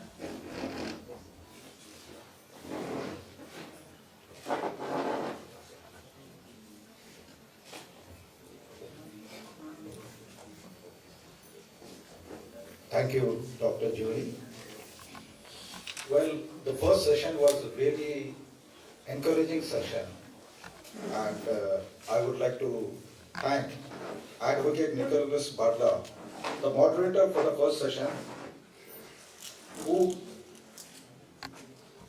took the session very smoothly, and he's the stalwart of the CBCI for the tribals. Let's give him a very good applause. Next, we have Mr. Devaji Nawali Tofa for giving excellent keynote address. For Lee, he looked like the PhD out here. So, a very big hand for him. Ms. Kachina Chawla for encouraging the tribals what you are doing. A big thank you and a very big clap for you. Dr. Zephyrus Bakla for sharing his views wonderfully. Thank you very much. Let's give a very big hand to him. Mr. Neelambai D. Patel for the actions he has taken in Gujarat. Thank you very much. A big hand to him. Dr. Joseph Marius Kujur for briefing about the various tribal products, especially one by one he said about the name. Thank you very much for sharing. Sri Desraj Shekhar for sharing his views of the government actions. Thank you very much. A very, very big hand to you. And last, Professor Virginia Khaka. Thank you very much for the words you have shared with us. Let's give him also a very big hand. And special thanks to the ISI and especially to Dr. Vincent for giving us this place, and a wonderful session has been organized. Thank you very much. And a special thanks to each and every one present out here. Let's give an applause for yourself also. Thank you, Mr. Vijay Topo, for extending vote of thanks. We shall now break for tea, which will be of 20 minutes. I request and invite the dignitaries on the dais and along with the audience to join the tea, which will be served outside this hall. And we shall soon join for the theme 1. Those presenters who are here, kindly submit your PPTs if you have to Arun Rao if he is here, or to for someone who will be sitting there in the Thank you.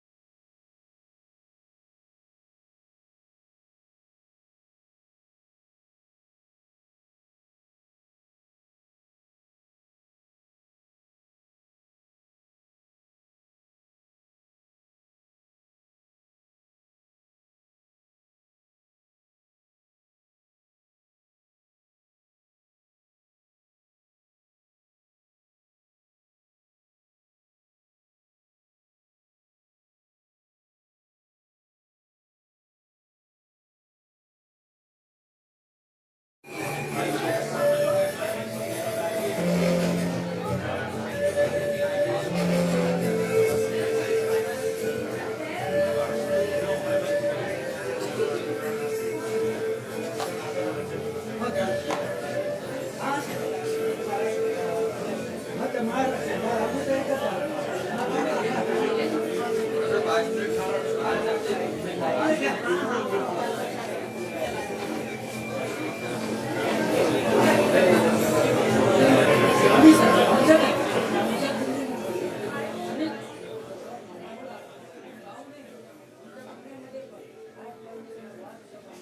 have gathered here on a two-day national seminar on Musings on Indigeneity, which is being held at Indian Social Institute, Lodi Road, New Delhi. We thank our sponsors USAID and Anamaya and Pyramid Foundation for sponsoring the event. We shall now begin with theme 1, which is Indigenous Knowledge in Climatic Sustainability, to be moderated by Dr. Ivy Hansdal.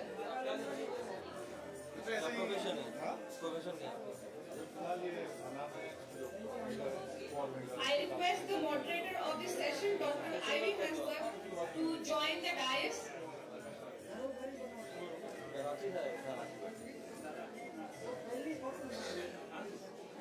I request Dr. Ivy Hansdal, the moderator of session theme 1, Indigenous Knowledge in Climatic Sustainability, to join the dais.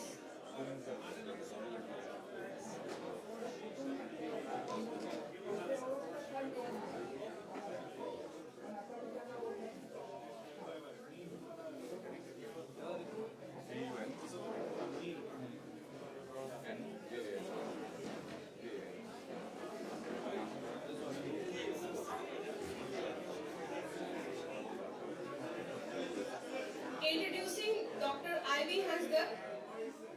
Dr. Ivy Hansdal is a poet, scholar and translator employed as Associate Professor in the Department of English, Jamia Millia Islamia, New Delhi. She has authored 2 poetry collections besides editing her father's autobiographical narrative, A Doctor Among the Santhals, the autobiography of Dr. Stephen D. Hansdal. I welcome you, ma'am, to moderate this session.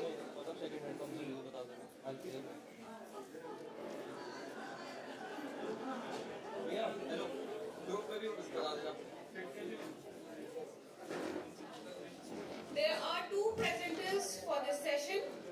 I request both the presenters to join the dais. The first presenter is Deepika Elizabeth Lagra. She is the lecturer in the Department of English at Larambha College, Bargarh, Odisha.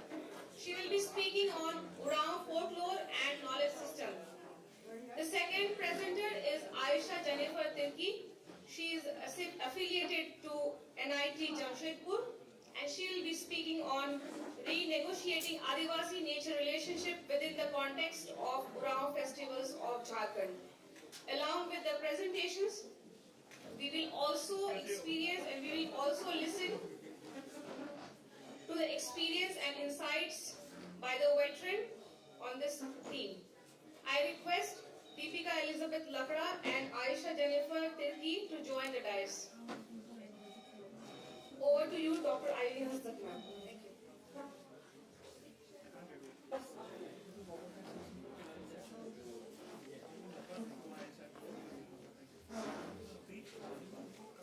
An announcement, those who have not registered yet, kindly register yourself at the registration desk. Thank you.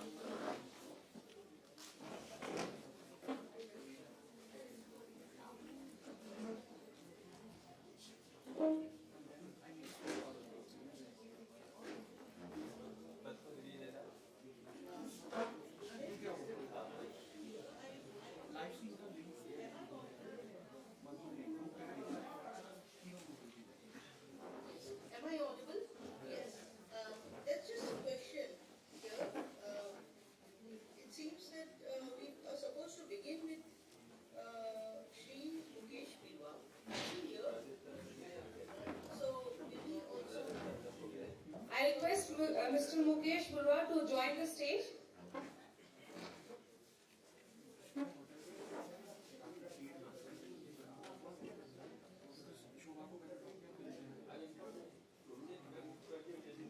Mr. Mukesh Pirwa, he is a biochemical engineer turned social engineer.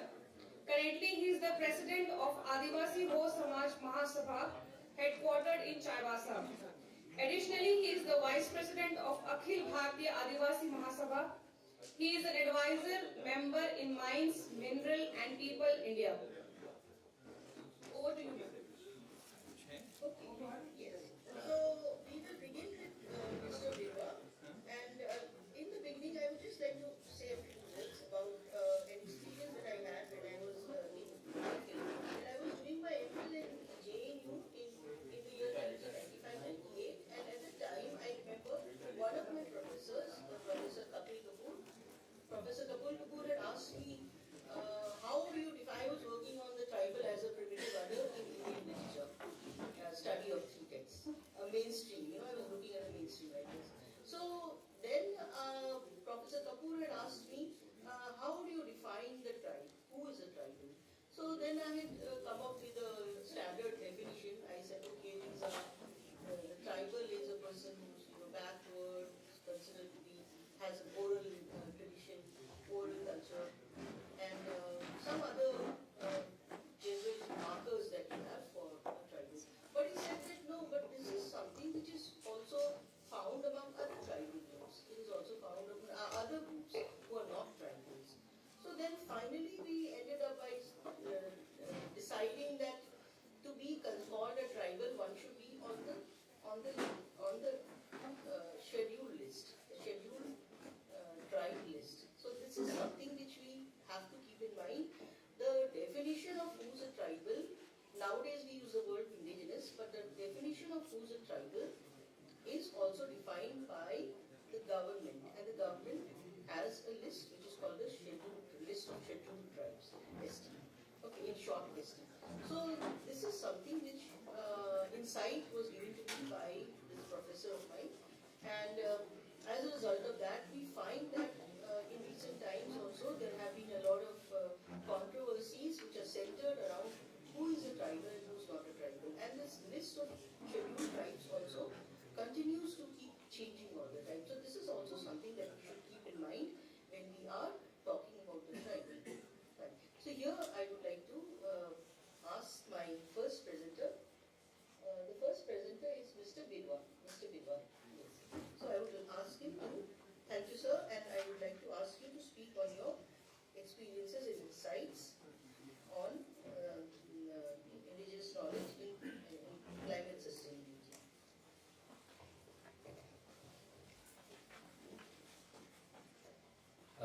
सबों को जोहार। मैं climate के संबंध में कुछ बात रखूंगा, हिंदी में रखूंगा। मैं कंफर्टेबल हूँ। तो क्लाइमेट चेंज में हमारा टेक, मैं एक सवाल पूछ रहा हूँ कि आज के डेट में कहीं सुनामी होता है, लोग मरते हैं, लेकिन आदिवासी नहीं मरता है। आप ध्यान दीजिए, कहीं भूकंप होता है, लोग मरते हैं, लेकिन आदिवासी नहीं मरता है। कहीं बादल फटता है, उसमें भी लोग मरते हैं, लेकिन आदिवासी नहीं मरते हैं। अब इसका कारण खोजिएगा तो ये क्लाइमेट चेंज हमको समझ में आएगा। तो हम लोगों ने एवोल्यूशन के पूरे प्रोसेस में, जो विकास क्रम में, हमने पृथ्वी के सबसे सेफेस्ट जोन को अपना ये बनाया, रहवास बनाया। वहीं पर हम आदिवासी रहते हैं। सेफेस्ट जोन है इस दुनिया का। वहां पर कोई भी ऐसी प्राकृतिक आपदा नहीं आती है। हम लोगों ने उन जगहों को छोड़ा जो कि प्राकृतिक रूप से सही नहीं है। आज इसीलिए लोग वहीं मर रहे हैं, हम तो बचे हुए हैं। उन जगहों पे सबसे ज्यादा प्राकृतिक संसाधन अभी भी बचे हुए हैं।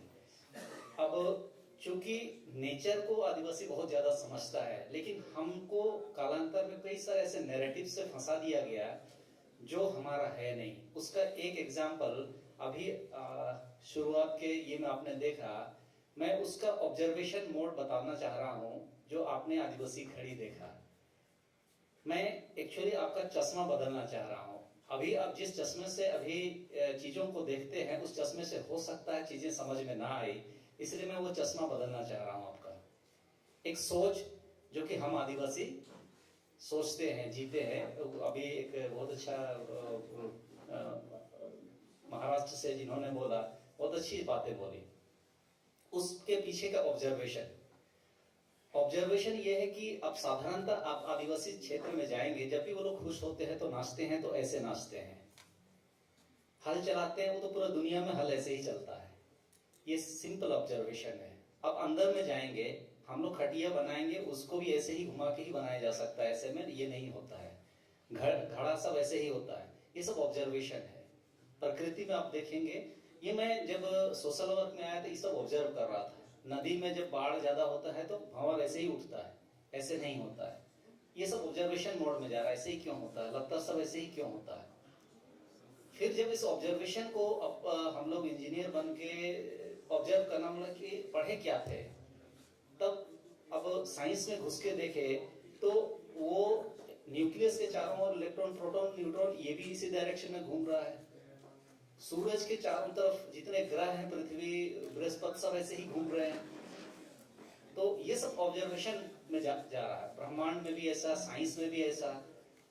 और सबसे बड़ी चीज, हम लोग जितने भी कल्चर के काम, गांव में कोई मेहमान आता है तो हम इधर से ही आदमी लोगों को पानी देते हैं, मतलब उनको हम लोग पानी देते हैं जब भी कोई मेहमान आता है। तो सब ऐसे ही होता है। और सबसे बड़ी चीज इसमें ये होती है कि पृथ्वी अपनी एक्सिस पे वो भी ऐसे ही घूमती है। तो साइंटिफिकली हम लोग बोलते हैं हैंस प्रूफ, क्योंकि आदिवासी अपनी सारे संस्कृति ऐसे करता है और पृथ्वी भी ऐसा है, इसीलिए हम प्राकृतिक हैं। तो एक नैरेटिव जो आज तक बनाया गया था कि आदिवासी प्रकृति की पूजा करता है इसलिए प्राकृतिक है, ये सिर्फ तथ्य नहीं है। तथ्य ये है कि हम प्रकृति की संस्कृति और संस्कार को फॉलो करते हैं, इसीलिए हम प्राकृतिक हैं। सिर्फ पूजा करना ये हमको एक नैरेटिव धार्मिक बनाने के लिए किया गया है। और जब सब कुछ ऐसा हो रहा है तो 2008 में, उससे पहले गोंडवाना टाइम्स करके ये घड़ी बनता था, तो पूरा नेशनल लेवल पे इसको चलाने के लिए 2008 में मैंने आदिवासी घड़ी का नाम दिया था इसको, और ये प्रोडक्ट आपका आज वही है। तो आप नैरेटिव, पहले तो आदिवासी का जो सोच है उसमें वैज्ञानिकता है, और वो इस तरीके का चीजों को जानता है। वो अपने जो पहला व्यक्ति जो ऐसा सोचा समझा होगा, वो तो हमारा वैज्ञानिक से भी ज्यादा बड़ा है। अब नेचर का जहां तक हम क्लाइमेट चेंज का देखेंगे, 2004 में एक सुनामी आता है, लाखों करोड़ों का एक सेटअप होता है, उसमें लाखों का इनकम में एक वैज्ञानिक बैठता है। उसके बावजूद भी 2004 के सुनामी में हजारों लोगों को मरने से नहीं बचाया जा सका, लेकिन अंडमान निकोबार का झरवा आदिवासी बच जाता है। अब यहाँ फिर सवाल है, फिर विद्वान कौन, वो वैज्ञानिक या आदिवासी? तो एक क्लाइमेट चेंज को आपको यहाँ समझना होगा। अब हमारा प्रकृति के साथ जो संबंध है, वो उसको हम लोग पाराभौतिक आध्यात्मिक किस्म का संबंध बोलते हैं, सुपर नेचुरल स्पिरिचुअल रिलेशंस हैं। उसके बहुत सारे हाव भाव को हम वहां जीते जीते सीखते हैं, समझते हैं, लेकिन उसका हमारे पास कोई एक्सप्लेनेशन जो हिंदी में या इंग्लिश में या साइंटिफिक वे में नहीं है। इसलिए बाहर की दुनिया समझती है क्या, ये तो वैसे ही अपने तरीके का। लेकिन अभी बोले ना कि जब मरता है प्राकृतिक आपदाओं से तो वही लोग मरता है, आदिवासी तो नहीं मर रहा है। तो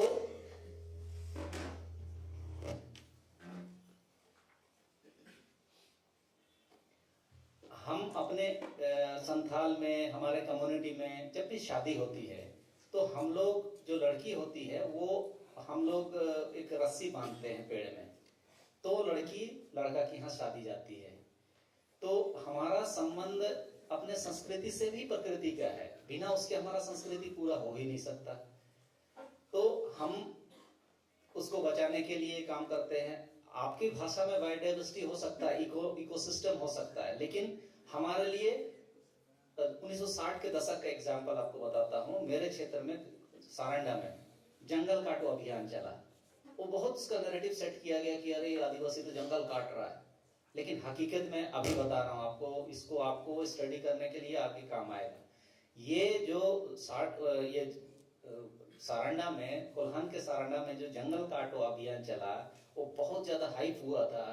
वो जंगल काटो क्या था, उसकी हकीकत क्या थी? 60 के दशक में भारत सरकार ने जंगलों में वो सागवान लगाने का आदेश निकाला था और वो उन्होंने सागवान लगा दिया।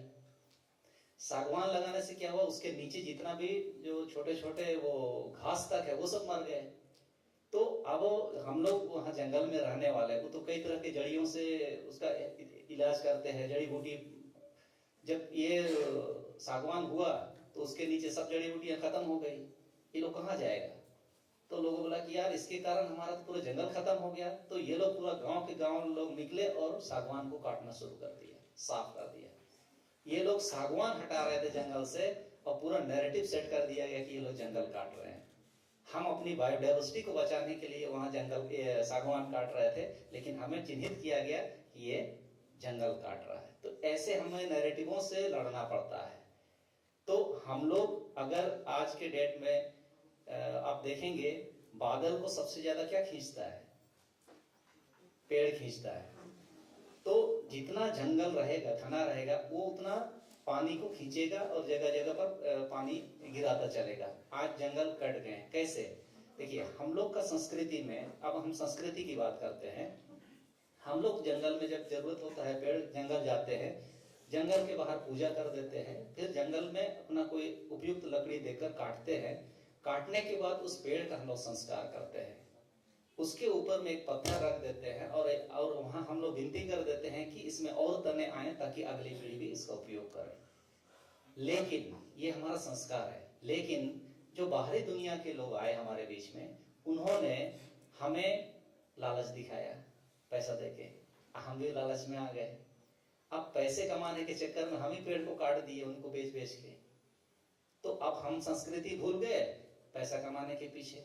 आज जंगल डिप्लीशन पे चला गया। अब रिजल्ट क्या? अब जो समुद्र से ही मैक्सिमम पानी तो वाष्प बन के जाता है, वो उसको खींचने वाला पेड़ खत्म हो गया मजबूरन। अब उधर में चला जाता है ऊपर में, और एक साथ चला जाता तो बादल फट जाता है। ये है क्लाइमेट चेंज। आप यहाँ के जंगल को बचाइए, आपका वहां बादल फटना बंद हो जाएगा। तो ये समझना हर किसी के लिए जरूरी है कि आदिवासी सिर्फ अपने लिए नहीं जीता। आदिवासी का समाज सिर्फ व्यक्तियों से लेकर मिलकर नहीं बना है। आदिवासी समाज में गाय, बैल, भेड़, बकरी सब आदिवासी समाज के हिस्से हैं। जल, जंगल और जमीन ये आदिवासियों की विरासत है, कॉमोडिटी नहीं है। तो इस समझ को हमें समझना होगा। हम इसके साथ सहअस्तित्व में जीते। हमने जो वर्ड यूज किया, ये सुपर नेचुरल स्पिरिचुअल रिलेशन, ये बहुत सारी चीजों से मिलकर बना है। वाइल्ड लाइफ, इकोसिस्टम, बायोडाइवर्सिटी, जो आप सो कॉल्ड पढ़ने लिखने वाले लोग बोलते हैं, ये सब मिलके वहां है। एक भी चीज अगर गड़बड़ होगा तो हम जंगल सागवान काट देंगे, लोग बोलते हैं जंगल काट दिया।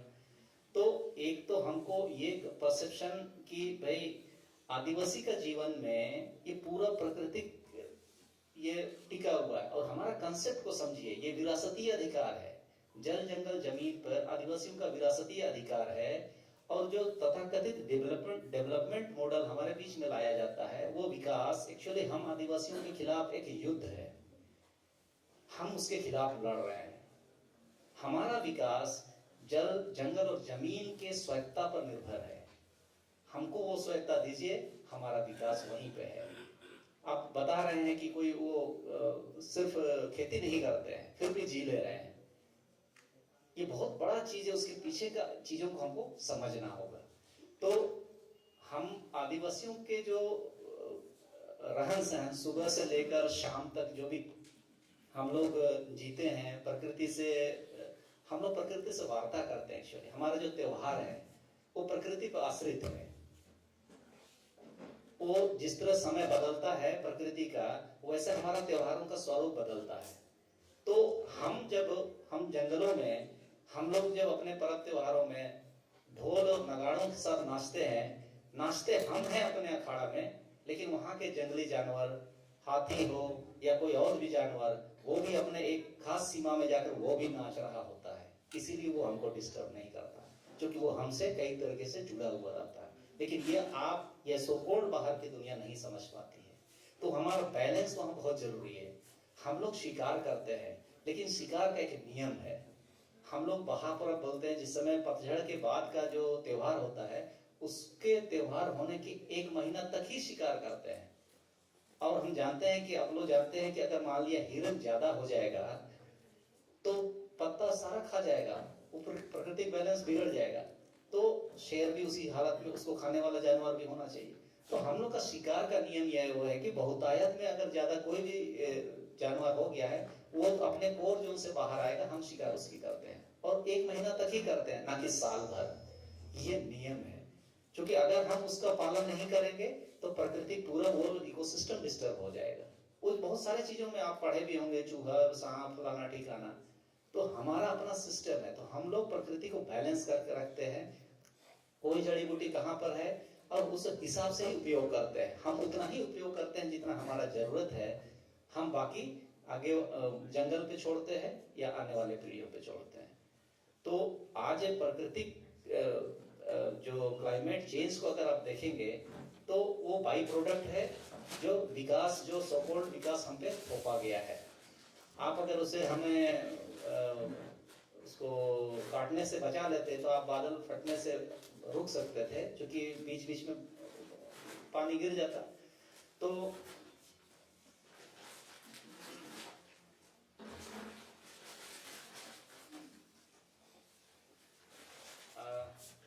अभी आज सुबह का मैं सुबह जॉगिंग के लिए निकला लोधी गार्डन में, तो यहाँ ग्रीनरी तो काफी अच्छा है। तो हम कह सकते हैं कि वाह बहुत अच्छा है, लेकिन इसका मैं एक ये बता रहा हूँ, मतलब समझने के लिए, ये कंक्रीट के जंगल के बीच में एक ग्रीनरी है।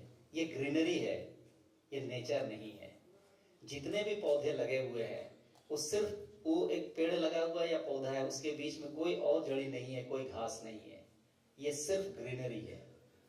ये प्रकृति का, वो नेचर का वो नहीं है।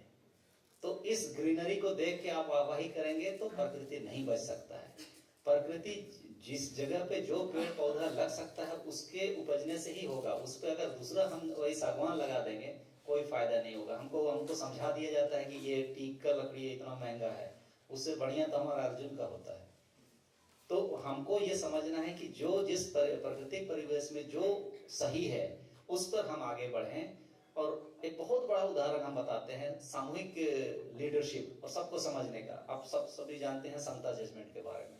समता जजमेंट सिर्फ आदिवासियों का लड़ाई नहीं रहा था। जब उसका लड़ाई को बड़ा किया जा रहा था तो फील्ड, जो मैदानी इलाके के लोगों को भी ये समझाया गया कि अगर जंगल ठीक रहेगा तो आपके यहाँ पानी आएगी। और उसको साइंटिफिकली उसको प्रूव किया गया कि वहां पर बॉक्साइड है, उसमें मैग्नीज का ये सब है, तो उसके पोर्स में पानी जमा रहता है और धीरे धीरे रिसते रहता है साल भर, जिसके कारण कि नीचे मैदानी इलाकों में नदी में पानी आता है। अगर वो डिस्टर्ब हो गया तो फिर नीचे पानी नहीं आएगा। तो ये समझ के जो गैर आदिवासी लोग भी थे वो लोग भी उस मूवमेंट में जुड़े थे। आज वही हम सबको सोचना समझना होगा कि आदिवासी लोग जिस भी परिवेश में रहता है उस परिवेश को बचाना बहुत ज्यादा जरूरी है। तभी दुनिया में इस प्रकृति को बचाया जा सकेगा। नहीं तो नो रिटर्न जोन में हम लोग पहुंच चुके हैं। कुछ दिनों में हो सकता है बहुत सारे ऐसे पेड़ होंगे जिसके फल से दोबारा पेड़ नहीं उग सकते होंगे, या फूल तो होगा लेकिन फल नहीं होंगे। हम उस स्टेज पे पहुंचने वाले हैं। तो आदिवासी प्रकृति, ये जो वन विभाग फलाना, ये सब हमारे अधिकार को छीनने के लिए बना है। वन विभाग नहीं था, हम लोग बहुत अच्छे थे। वन विभाग बना, आप देख लीजिए क्या है। हमें अपने जमीन के लिए अभी पट्टा वो लोग दे रहा है। हम तो जिस समय सरकार नहीं थी तब से इस जमीन में है।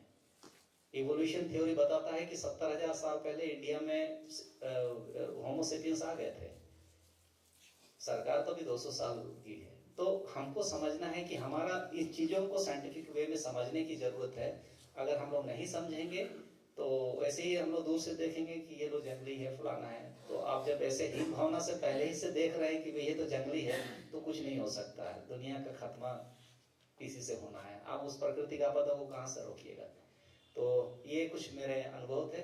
मैं और बाकी अभी कुछ होगा तो डैश के अध्यक्ष के ये से आगे हम और भी कुछ सवाल। 2 मिनट और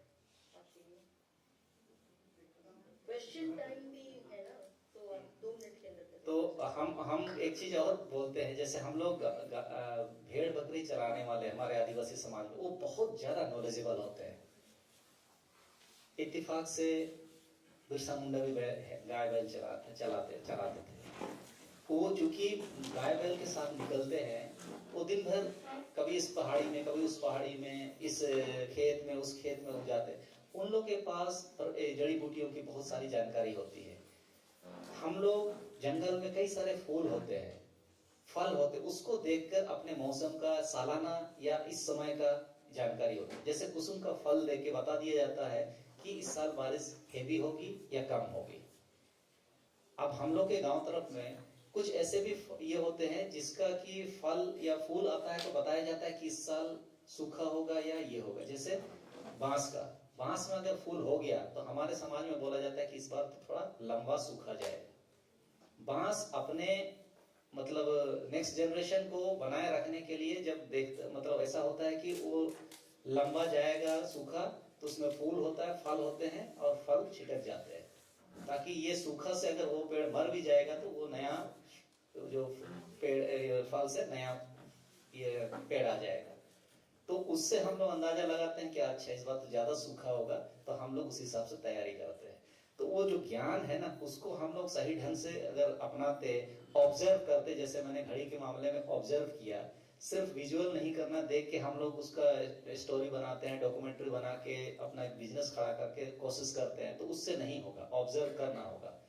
कई सारे ऐसे मिसकंसेप्शन हैं ये सब रिसर्च वगैरह में हमने देखा है, मैंने उसको काउंटर करते रहा हूँ। आजकल मैं अपने बहुत सारे जगह पे नहीं जाता हूँ, आजकल बहुत दिन बाद मैं ऐसे प्रोग्राम में आया हूँ। आजकल मैं अपना कुछ भी फैक्ट आता है तो मैं एक तो यूट्यूब में उसको डाल देता हूँ ताकि वो रहे वहां पे। बहुत सारे इंसाइट्स को मैंने उसमें डाला है अपने यूट्यूब में, रही नाम से चैनल है। तो साइंटिफिक जो भी कल्चर है, उसका कल्चर के साइंटिफिक एंगल को मैं उसमें दिखाने का कोशिश करता हूँ, वो कर रहा हूँ। तो ये एक एंगल है, हम लोग जो आदिवासी जीवन जीते हैं वो प्रकृति को कैसे देखते हैं और हमारा क्या संबंध है। बाकी आप लोग और कुछ अगर जानना चाहेंगे तो बाद में हम लोग क्वेश्चन आंसर के ये में उसका भी टेकअप करेंगे। धन्यवाद।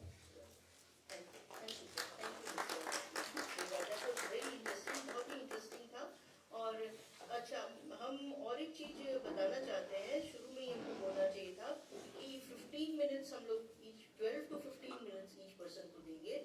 और क्योंकि लेट शुरू हुआ है, उसी के हम लोग 1 o'clock तक में नहीं खत्म कर सकते। Because we started late, so we can not finish at 1 o'clock, we'll have to exceed the time. और दोनों को ही जो आने वाले जो स्पीकर्स हैं, उन लोग दोनों को ही हम लोग 15 मिनट्स 12 to 15 मिनट्स देंगे। And yes, or yes, in short, I would also like to tell, because there are many people here some people here who do not know Hindi, so maybe I can just give a short summary of what he spoke about.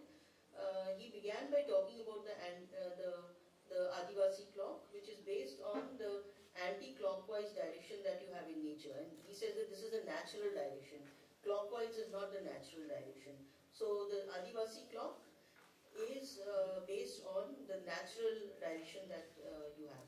And then he also talked about the Saranda forest and how the tribals, especially in Chotanagpur, they have been now they are being seen as people who destroy forests. But this is not because they are actually doing it because biodiversity has been affected by the planting of trees in the colonial period. This was the sagwan tree. The sagwan tree has very thick foliage and it does not lead to it kills the lower growth. So therefore, because of that, the biodiversity was affected and people started cutting trees. And as a result of that, people now think that the tribals are cutting trees, but they are actually saving biodiversity. And then he also talked about Jal Jangal Zameen and how development has to be sustainable. And then after that, he talked about the festivals in tribal society. Every festival follows a calendar. It's like a calendar, and it tells us about the seasons, the seasonal changes. And then he also talked about how tribals do not commercialize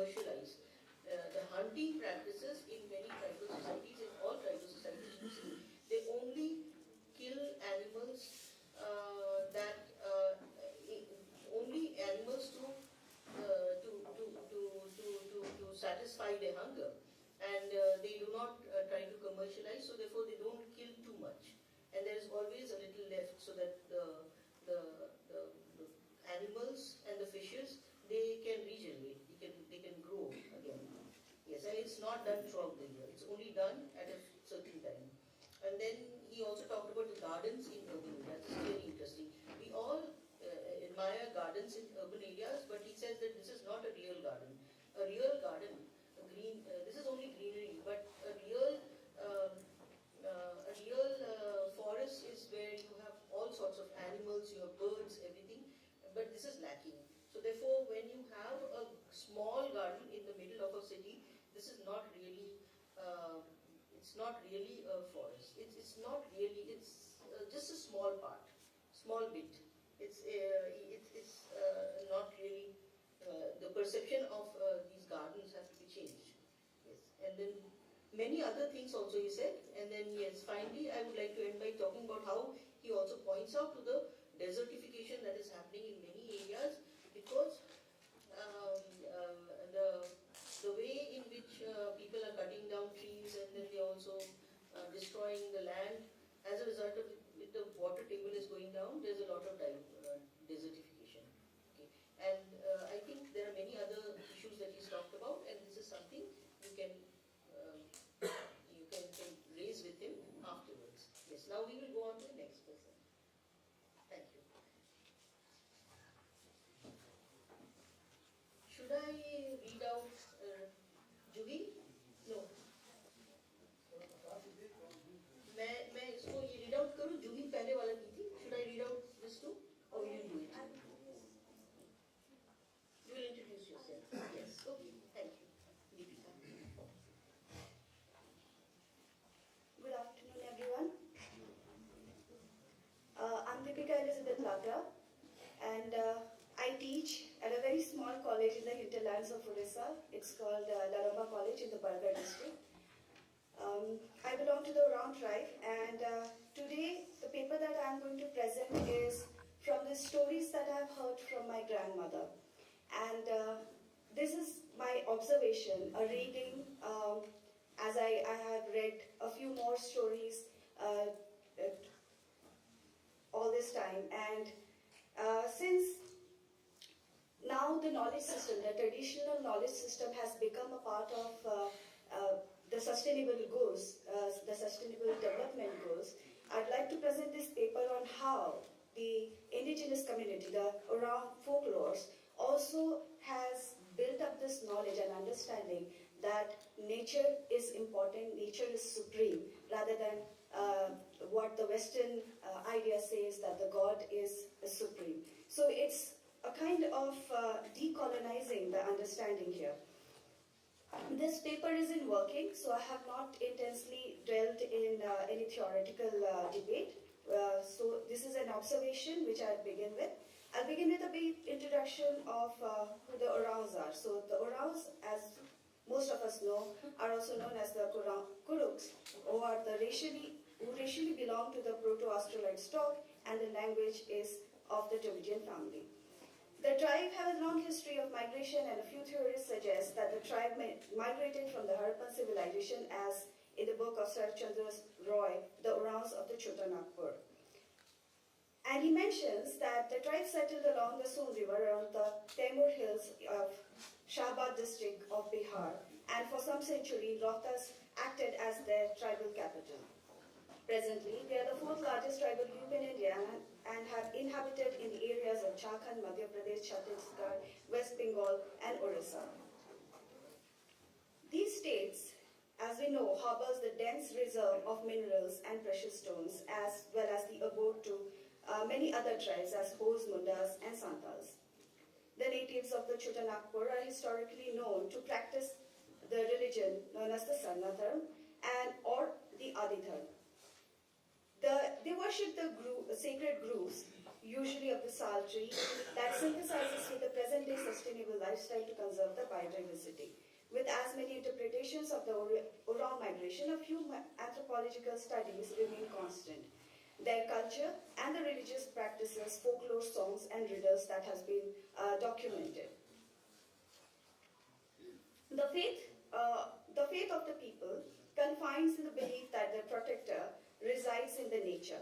Therefore, the groves, the forest, they are protected, and the Almighty, the Dharme Abba, is understood as the protector and preserver of the mankind. Besides, Chalayo, or the moon goddess, the nature goddess, is believed to take care of the vegetation.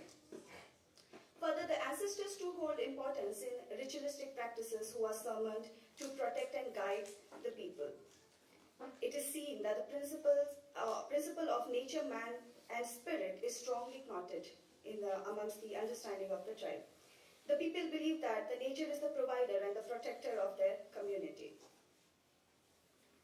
As Vidyarthi states, amongst the primitive tribes, nature, man, spirit are mutually interdependent and complementary, and it arises from the regular interaction with the nature, and therefore that they believe that nature protects them. Therefore, the god and the spirit must be summoned at every social gathering and to welcome seasonal changes. To understand the Orang tribe's philosophy as a forebearer of sustainable living, passed on as a knowledge through folklores and rituals from generations, I'd like to narrate you the story as mentioned, as documented by Sarath Chandra Roy in Sarath Chandra Roy's version of the Asuras, the Asur myths. The story narrates about the 12 Asuras and the 13 Lodha brothers who were smelting iron, and which had caused drought on the earth to an extent that the god Dharmesh horse, Hansraj Pankraj, could not find grasses to feed upon. Dharme Abba sends his birds as a messenger to warn the 12 Asuras and the Lodha brothers to stop smelting the irons and over-exploiting the land. But they pincher the birds, the Chua, Kerketa and Bakla birds, and mark them with the charcoal, and it is understood that till this day these birds have specific parts of the body which is turned, which look charcoal, which is turned into a charcoal dark color. Now, Dharme Abba, he takes the form of a boy affected by leprosy and is visited by the wives of the Asuras, of the brothers. One of the widows happens to sympathize the condition of the boy in disguise, and offers him water. This boy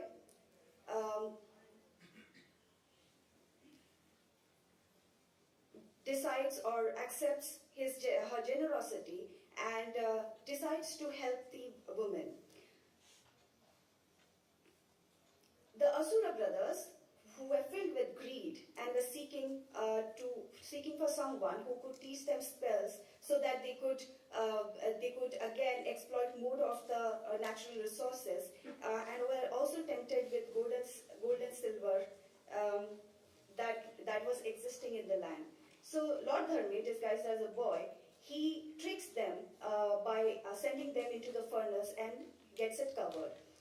And gradually they get burned and are turned down to ashes. He then confronts the wives and tells that it is because of the greed and the over-exploitation of the land that the brothers have been having, they were punished. So this is Sarath Chandra's version of the story, which I have narrated here. Now this Lord particularly highlights the knowledge that the existence of human is based on experience and observation derived from the land, and the land is very important to the people. The tribe believes that the land is endowed to them by their ancestors and considered as the most precious asset.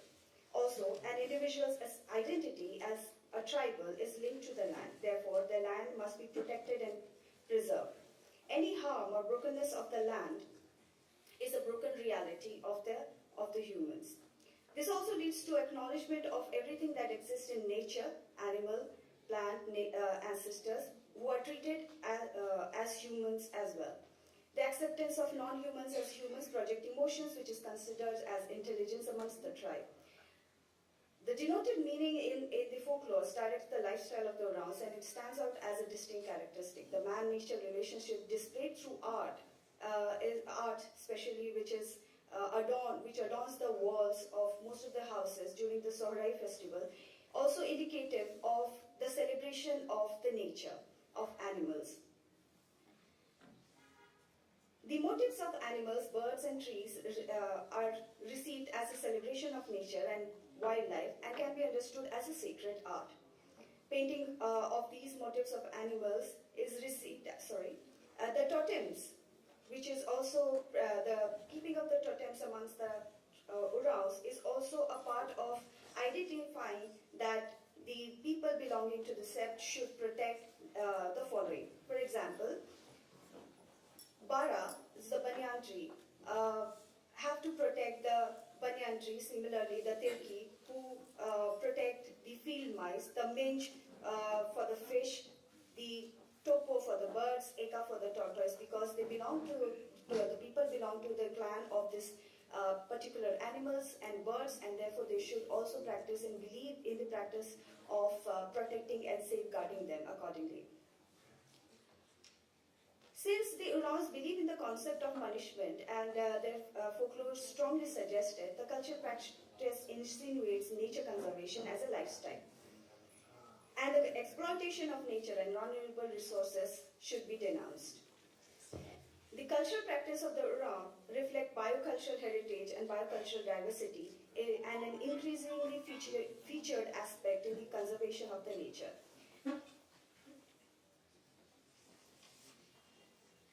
To wrap with this discussion, this is a very short paper. What I'm trying to focus here is looking at these folklores which are documented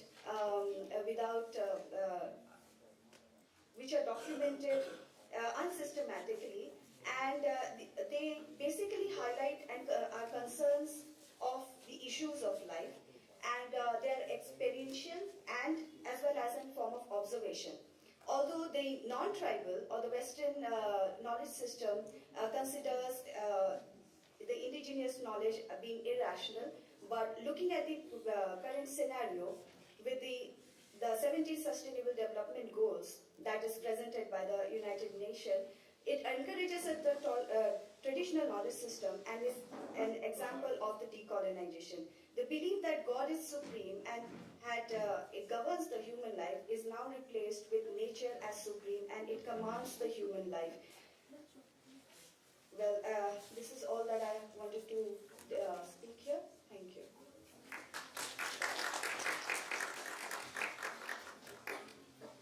Thank you, Ms. Deepika. You have actually taken less time than was needed. For this, we thank you. But and also I would like to say that your work sounds very interesting because you're working on a group that, on which not much has been done. We know that there are some tribal groups where a lot of work has been done, like for example the Santals. But then among for the Uraus and the Mundas, I think even for Mundas there is some work which has been done. But Uraus and other communities, tribal groups, we don't have that many scholars. So therefore, it is very good that our young scholars are now taking the lead and they are doing this. वो लोग अपनी तरह से अपना knowledge system को ये कर रहे हैं, आगे ला रहे हैं और क्या कहते हैं mainstream के सामने और सबके सामने भी ये ला रहे हैं. So this is something very good that you're doing. Yes.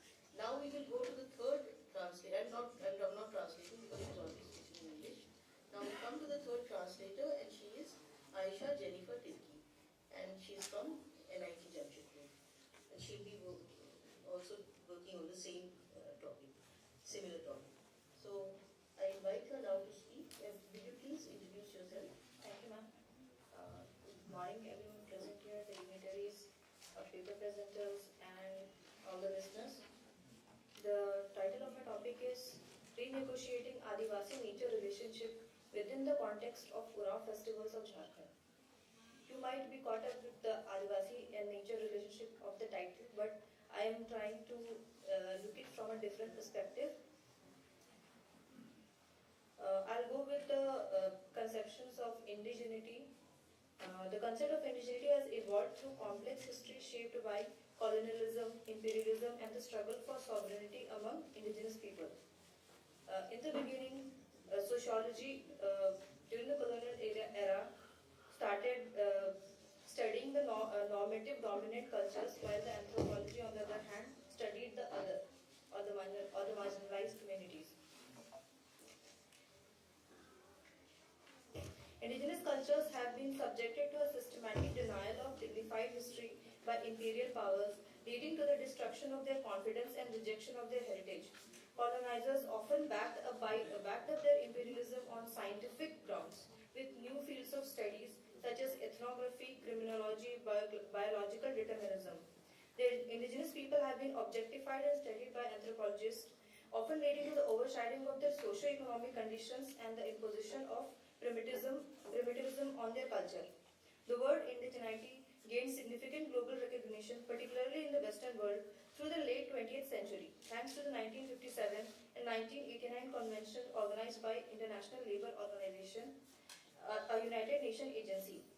Indigeneity is an ambiguous term as it defines and identifies indigenous people in abstraction, with Cooper equating it to the word primitive. Nonetheless, it connects various communities all over the world and uplifts groups that have been victims of historical violation, exploitation, cultural suppression, and discrimination.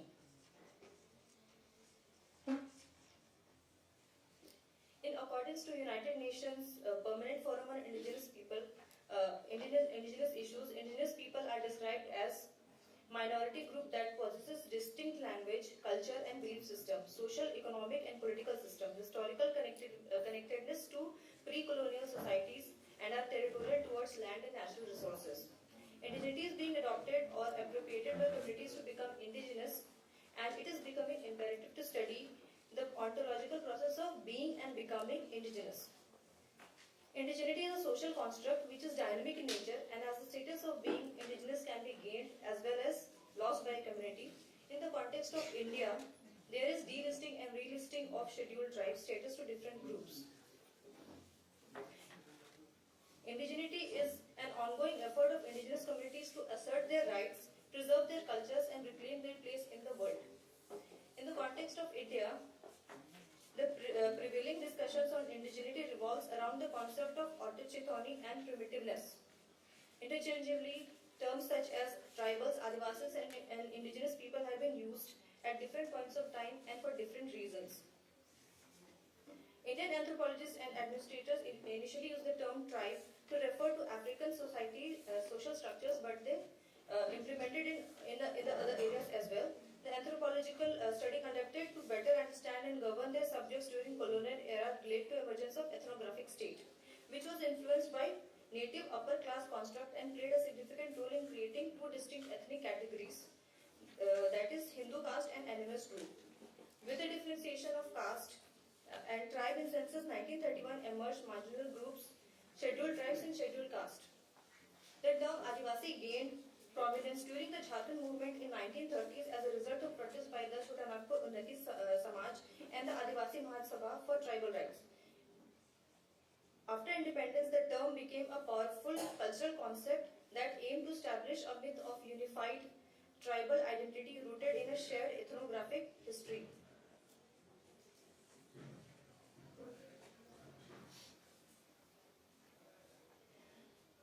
There also emerged ethnic stereotypes which was portrayed tribal communities as primitive and animistic in need of control, or as a noble and wise deserving of protection, which emerged from the ethnographic studies.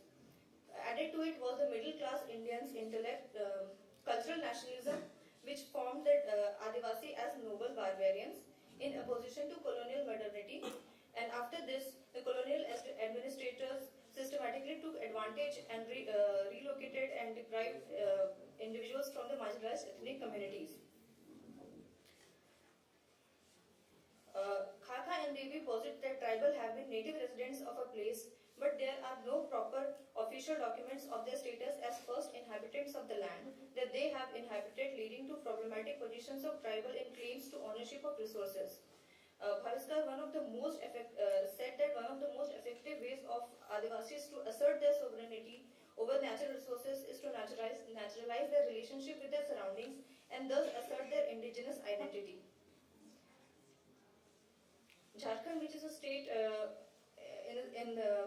Ladakh is rich in not only rich in minerals but also rich in culture, and it contains 32 tribal groups. Tribals of India refers to themselves as Adivasi. Tribals have their own unique deities manifested in nature. The universal god is Dharmes in Urao pantheology. The departed souls of ancestors also undergo deification and are brought inside their homes through the traditional rituals and worship for safety of their living members.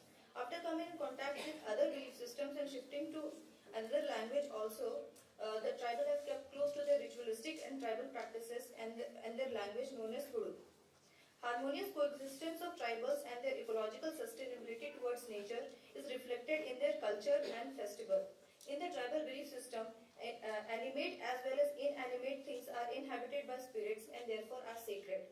Land, forests, trees, mountains, rivers are believed to contain the spirit. In addition to their belief system, tribals live close to nature and are heavily dependent upon forest and natural resources for their survival. Therefore, the tribal always associate their identity and existence to land and forest. The amalgamation of religious sentiments and dependence for survival of tribals on Jal, Jangal, Jameen places natural resources at the center of tribal rebellion and uprising. Khalko opines that, like other tribes of Jharkhand, Uraon's feasts and festivals are also related to land and agriculture, and it is bound up with social and religious observances. Most of the festivals of Uraons are seasonal, connected with agricultural operations, and are celebrated by the whole village community. In great deal of celebratory fervor, they collectively dance in circular motions and joined in tight formation. And singing and dancing is an integral part of tribal festivals. They have different musical tone, different rags of traditional instruments and dance styles according to the temperament of the nature. Now, I'll discuss festivals and rituals of Urao tribe with reference to Sarhul. Festivals celebrated by tribals can be divided into three parts. First, performance of the ceremony, that are ancient practices. Second is the oration of folklores, which takes place in front of all the community members and usually performed by Pahan. The theme of the folklores are myths related to glorious past, tales of valor of tribal heroes, and legends and myths of cosmology. And thirdly, the celebration is marked by a high-spirited joy which involves singing and dancing. Sarul festival is celebrated during spring, which is equivalent to Bihu, Lohari, Baisakhi, Pongal, Onam, etc. The Urao are primarily concerned with agriculture, and Sarul festival beckons the arrival of agricultural year. Sarhul, which literally means commencement of new year, is one of the most popular cultural festivals among Adivasi communities in Jharkhand. The festival is known by different names among the different communities, such as Khadri in Urao, Ba in Munda and Ho, Baha in Santhal, and Jonkar in Khadia. It is celebrated in the month of Chat Basak, and it is projected as the festival of nature. It is celebrated as the festival of flowers by Santhals. The Urao tribe celebrate this festival when sal tree bloom with new flowers, leaves and branches. The flowers and leaves of sal tree carry an important aspect of the festival as they are used for worshipping the god and deities. The festival is known as Khaddi or Khekhel Benja, which literally means marriage of the earth in Urao language. It implies to a symbolic marriage of Dharmes and Khekhel, that is sky and God and Mother Earth. It points to the fertility of Mother Earth and the transition of seasons for nature to bloom. It is celebrated by the Urao with the aim of securing good rain, good harvest and prosperity during the whole agricultural year. This festival is celebrated in all tribal dwellings with great enthusiasm. The festival actually highlights the different colors of their life, just like nature, which undergoes numerous changes throughout the year. I would also like to discuss another festival known as Karam, which is celebrated on Bhado Ekadashi. This festival is traditionally celebrated after the transplantation of paddy fields.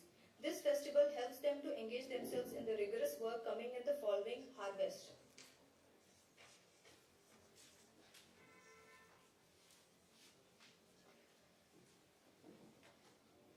After the celebration of the festival, the Karam branch is either, after all the ritualistic practices, this Karam branch is Either it is thrown into the nearby canal, or it also is planted in the middle of the paddy field for better harvest.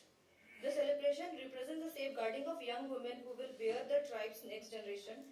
Together with the regeneration of the crops, the festival showcases the regeneration of their community. It represents the affection of love shared by brothers, sisters, the community, and their relationship with the natural world.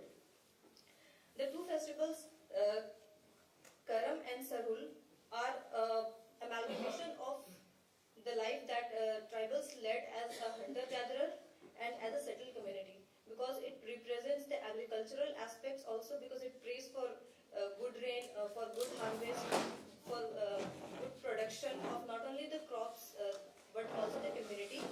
And one of the key aspects that we see in these two festivals is that the forest is also important and the field is also important, and village is in the middle of these two places.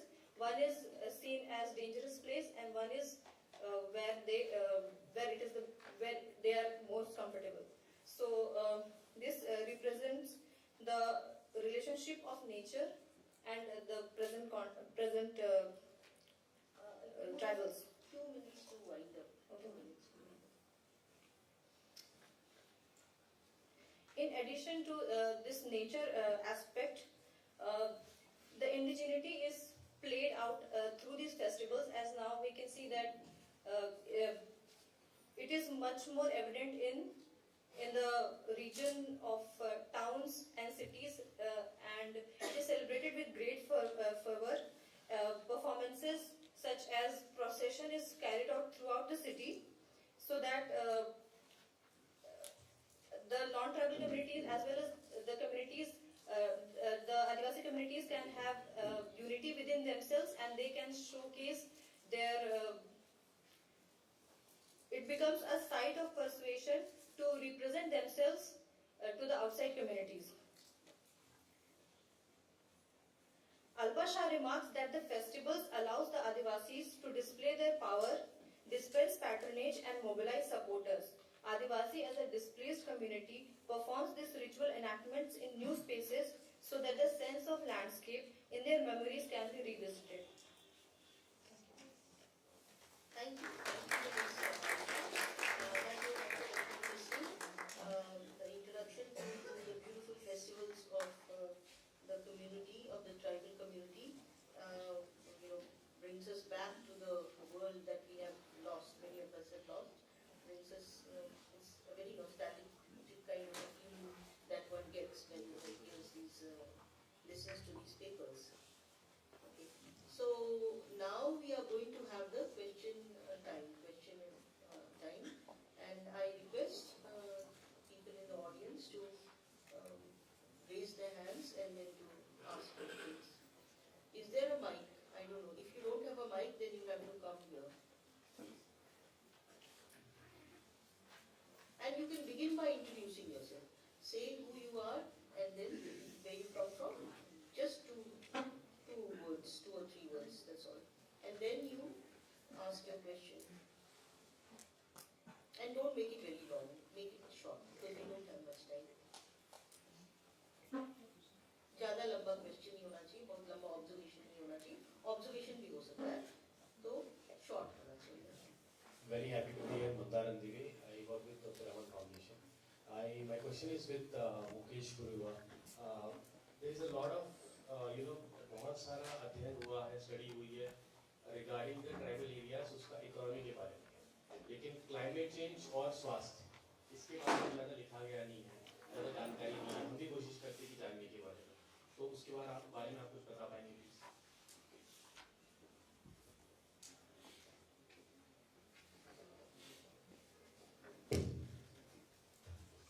हमने जंगल उसी के लिए तो काटा था. Biodiversity मतलब है वो जो हम लोग का डॉक्टर पढ़ा लिखा MBBS नहीं होता है, हम लोग उसको देवा बोलते हैं गांव में.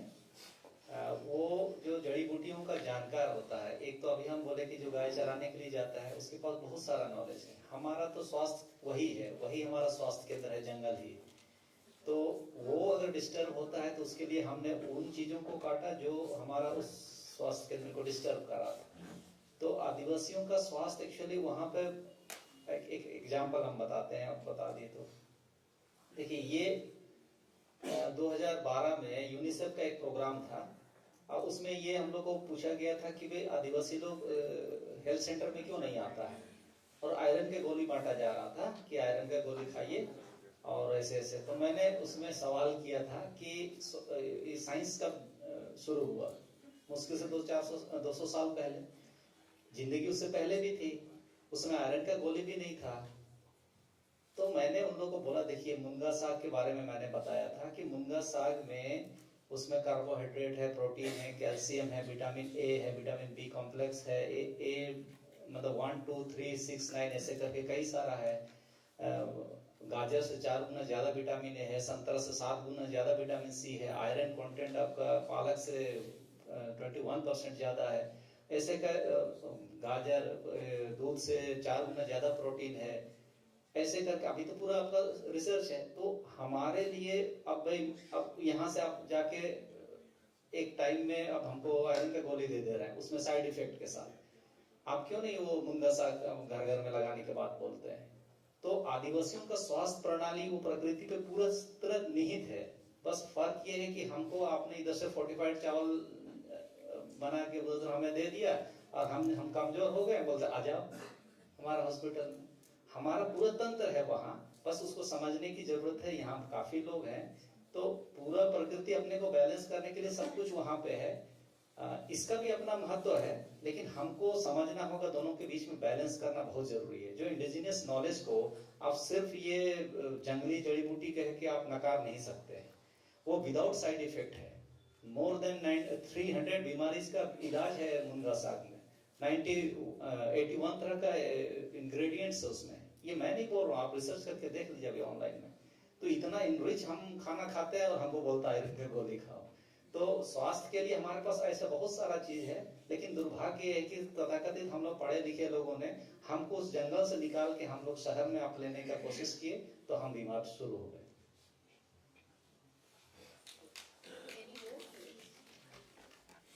Any more, please? Yes. He is there. नहीं, वहाँ पीछे में. Person at the back. So hello, this is Dr. Kalin Gabel. I am from Arunachal Pradesh, and I also belong to a tribe called Galo. So my question is for the first speaker. So I was quite intrigued when this tribal clocks or thing came up.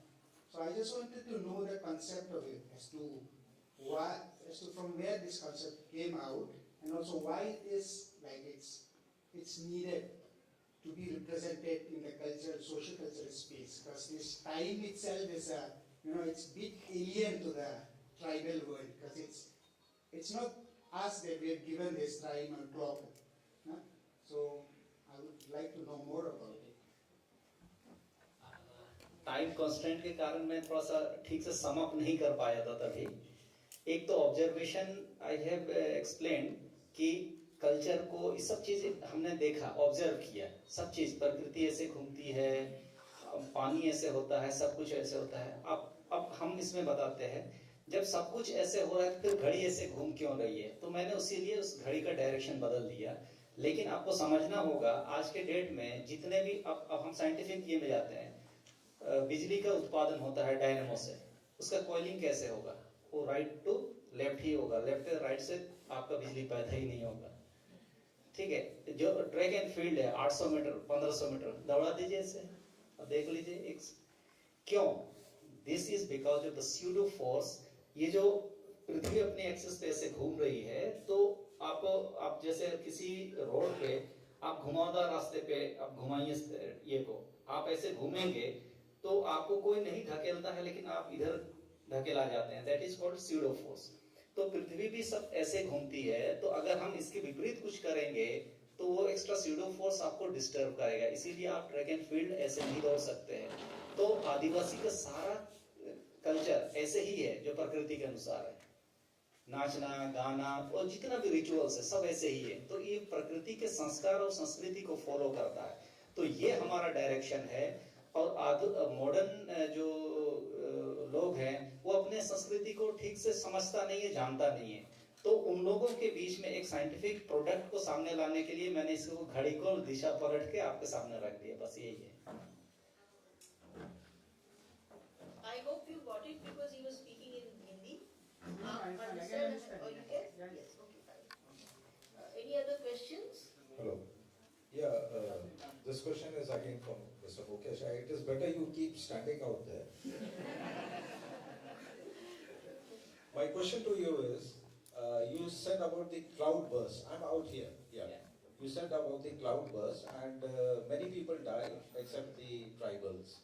Whereas if you see the cloud burst happens only in the hilly area, and most of the people out there are the tribals. Can you just elaborate on that? ये जो evaporation process होता है सी में, वहाँ से ये ऐसे करके आता है, मतलब साइक्लोन के साथ। तो जितना अगर पानी ये पृथ्वी धरती में जितना पेड़ रहेगा वो उतना अट्रैक्ट करेगा। ये तो हम लोग पढ़े हैं सिंपल से 7वां 8वां क्लास में ज्योग्राफी वगैरह में। तो चूंकि अभी पेड़ घट गया है, डिप्लीट हो गया है, तो वो अब यहाँ नहीं रुक के सीधा एक जगह वहाँ चला जाता है। अब वहाँ जाते जाते सब वैसे जितना ऊपर जाएगा उतना संघनित हो जाएगा। तो अब एक जगह में एक साथ गिरना शुरू हो गया। ये तो हालिया घटनाक्रम 10 साल पहले नहीं होता था। तो ये जो प्रकृति को हमने डैमेज किया उसका बाई प्रोडक्ट हो रहा है ये बादल फटना। तो अगर यहाँ पर पेड़ ज्यादा होता तो जगह जगह वो इधर ही गिरता है, तो उधर थोड़ा कम पहले जैसे ही गिरता है। ये मेरा पॉइंट है। तो बादल फटने का घटना अभी हालिया दिन में ज्यादा हुआ। उसका कारण है कि जो कि शेड्यूल या जो आदिवासी इलाकों में जंगलों को हम लोगों ने ज्यादा से ज्यादा काटा है, तो वो ज्यादा बादल नहीं गिरा पा रहा है, तो वहां पर जाके एक साथ फट रहा है। ये है उसका। तो मैंने उसको थोड़ा सा आदिवासी सेंटिमेंट के लिए हम जोड़ दिए कि वहां पे वो लोग मर रहे हैं, लेकिन हकीकत वाला ये है।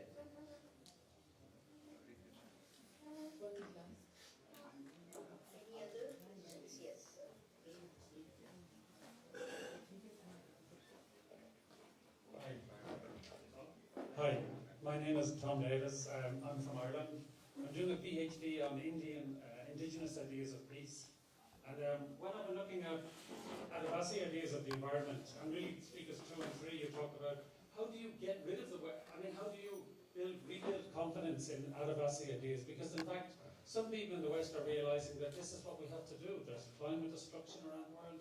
Even Corona arguably came from interfering with nature. So how do you rebuild confidence in the Adivasi systems of knowledge and get more awareness and get rid of the Western influence?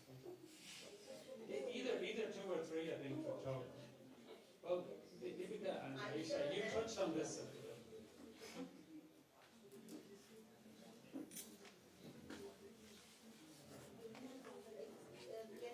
Can you please repeat it, rephrase it, please? Okay. I think, you said, I think indigenous ideas of nature, of the environment, systems of knowledge are very valuable. And the British came to Ireland and tried to destroy our culture. And they came to India and tried to suppress the culture and tell people, you have to do what we want. And usually that was in the interest of a few very rich people, not even the general person.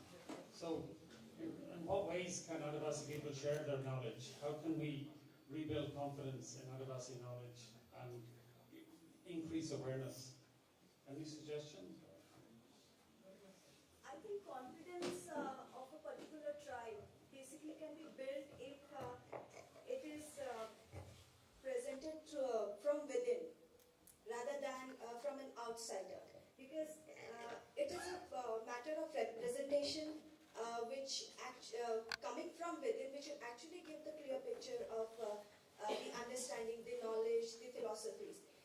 Apart from that, since there is a language that has bridged, a communication system. This language, this commonly language that can actually help in bringing out a knowledge of the tribals, the philosophical knowledge, the traditional or indigenous knowledge system to a larger mass. So I think the confidence of the survival can be brought through, by circulating this information into the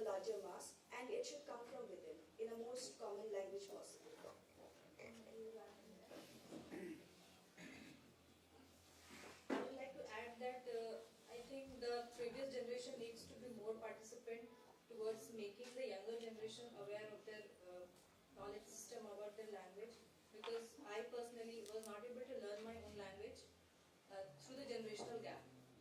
My grandparents spoke, but my parents didn't spoke, and I could not get it. So that is more important, that from the domestic level only we imbibe it, and it will automatically, I think, reach out in the more spread.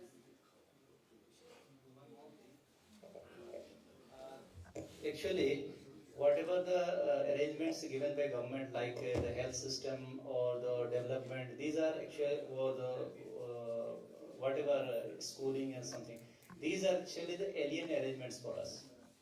We are more friendly with nature or jungles. So this is for outsiders to just understand us, how we live, observe us, but not try to disturb our ecosystem with nature. So this is actually we are very much good in condition in natural habitat, not in this habitat in like culture civilized, so-called civilized. Yeah, that's it. Any other questions? Hello? Hello?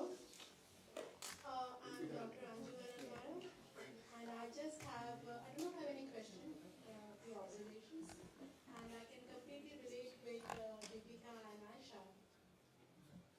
आशा, आपने कहा कि आपने अपनी भाषा नहीं सीखी, कुड़ुक नहीं सीखा, क्योंकि आपके पेरेंट्स नहीं बोलते। डेफिनेटली वो जिम्मेदारी है हमारे बड़ों की, लेकिन जब आपने ये बात कहा सरना में, सॉरी, आपने फेस्टिवल के बारे में कहा, सरहू के बारे में कहा, तो क्या जो सरहू जो अभी जिस तरह से पिछले 5 सालों में 10 सालों में जिस तरह से रांची में सेलिब्रेट किया जा रहा है, झारखंड में सेलिब्रेट किया जा रहा है, जिस तरह से लोग आ रहे हैं, ये पूरा जो मंच है जिस तरह से सजा हुआ है, क्या उस फेस्टिवल को हम लोग कह सकते हैं कि looking from the Adivasi politics being more assertive, क्या उसको हम लोग उस तरह से देख सकते हैं? दीपिका, आपने रॉय के बुक से आपने एक कहानी सुनाई, क्या हम लोग वो कहानी सुना सकते हैं जो बचपन में हम लोग सुने थे? आज सुबह मैंने पूछा, बैठे हुए कहीं पे वो, उनसे मैंने पूछा कि क्या आपको वो कहानी याद है, क्योंकि सुना तो मैंने था लेकिन अब मैं भूल गई, तो क्या वो कहानी हम लोग ला सकते हैं? जो ऐसे रॉय ने जो लिखा वो कहानी तो है, लेकिन क्या जो कहानी हम लोग अपने घर में सुने हैं, अपनी भाषा में सुने हैं, चाहे वो मंगाली में हो, चाहे वो में, चाहे वो कुड़ुक में हो, क्या उसको हम लोग अपनी भाषा में इस मंच पर रख सकते हैं? अगर वो दायित्व बड़ों का है, हमारा भी दायित्व है कि जो चीज़ है उसको हम लोग को एक नई दिशा में लेके जाना है। Congratulations to all the presenters. It was very nice listening to you. So yes, so this was an observation, not a question. No. Yes. So we will just have one last question and then we will end. Sir, एक question. This is not a question, but an observation. I'm Sunil Kumar Jojo. I come from Odisha, Sundargarh. We have been all talking about our intimate relationship with nature, and this is what all of the speakers have been since morning. I'm trying to make the point, and this is also to the research scholar asking how we can build confidence. The outside world has completely misunderstood tribal people on everything, every aspect, and the word they use the word called jungly to mean that they are uncivilized, backward, and live in the forest. They do not understand the importance of people living in the forest, close to forest, and they always want to be associated with the forest, with the nature, land, forest, and water. Until today, this is the whole the discussion point as to how we can develop our tribal people, and that is the idea that has propelled many development programs for tribal people, but many of them are not at all working. You spoke about the system. I just wanted to have one observation on the health system. Adivasis use rice beer, rice beer, to make the rice beer, they will use a number of varieties of herbs. They will make small balls with rice powder and then use that to ferment the rice, and then that becomes rice beer. So there are different types of that. That is called ranu. That small ball they make, that is called ranu in local language. There are different types of ranu. Some work for sugar, some work for pain, different types of body pain, knee pain, chest pain, stomach pain. There are different types of ranu. And when these Adivasis use that rice beer, then that works for their different types of ailments. So this is a entire health system for Adivasis, and that is why they always want to remain with the forest, because they get all the jadibooties. So when they have the full package of health system, why should they go to the hospital? This is a question. People have not understood tribals, the way they use their nature, and the wealth of the abundance. That is what somebody in the morning talked about. Adivasis live in abundance. Here you have to buy everything. So there is a lot of misconception about Adivasis and the way they live and the way they relate to nature. Thank you. So I think now it is time to wind up, and I will ask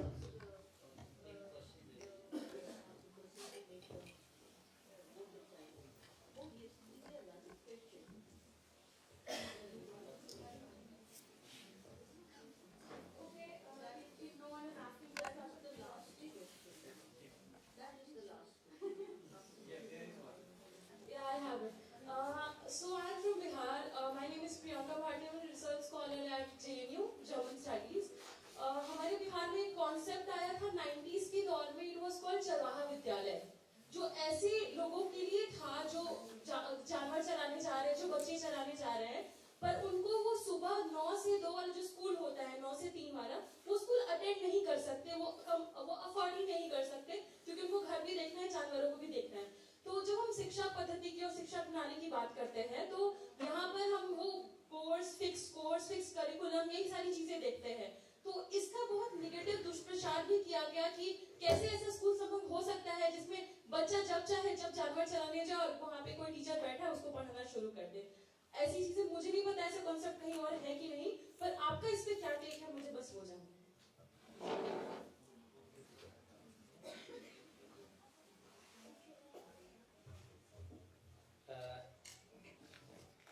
कितनों को बिरसा मुंडा का जीवनी थोड़ा बहुत पता है?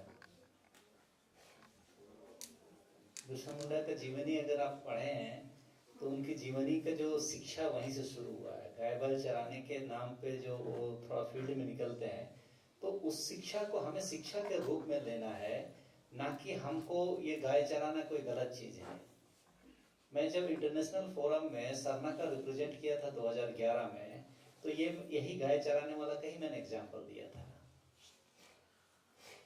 कि हम वो उसके बहाने उसको जो प्रकृति के अलग अलग जड़ी बूटियों की जानकारी मिलती है. देखिए, हर चीज काम है. हम लोग आदिवासियों को क्या पढ़ाया जाता है कि जैसे जहाज पढ़ाता, हम उसका आप लोग रेफरेंस समझ लीजिएगा. जैसे जहाज पढ़ाया गया. अच्छा, आदिवासियों के लिए जहाज का क्या काम है? हम लोग बारिश के दिनों में जहाज छोटा सा बना के वो पानी में बहा देते हैं, दैट इज. उसके अलावा हमारा कोई काम नहीं है. लेकिन किसी ने भी हमको जैसे जंगल या जड़ी बूटी नहीं पढ़ाया, और आज रामदेव करोड़पति बना हुआ है, हम अभी भी समझ रहे हैं ना. तो इसलिए अभी ठोक के जो करना वही करना है.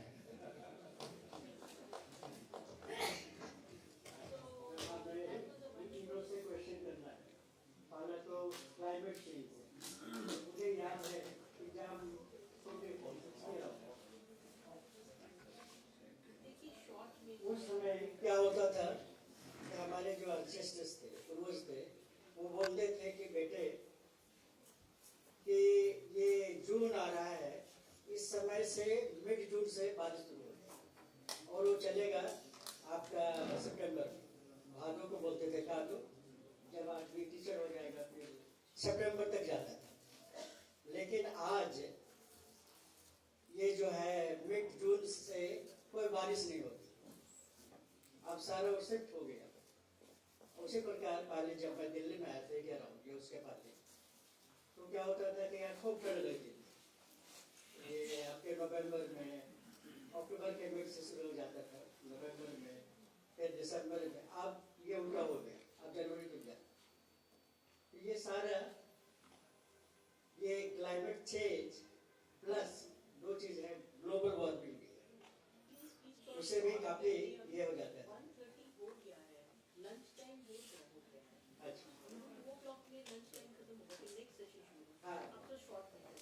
अच्छा मैं क्वेश्चन बता देता हूँ तो जवाब देंगे बाद में। और एक है जो कंसेप्ट है, हम टेबल जरूर बनाते हैं, उसको बनाते हैं, नया खाने बनाते हैं, उसमें एक कंसेप्ट है जावा, जानते हैं ना? तो उस जावा का क्या कंसेप्ट है, क्यों उसको एक विशेष उसका हम इम्पोर्टेंस देते हैं, महत्व देते हैं। नहीं, आप लेक्चर दे रहे हैं, ऐसे नहीं होगा। आपको question you have to ask नहीं तो पूछे कि क्या कंसेप्ट है।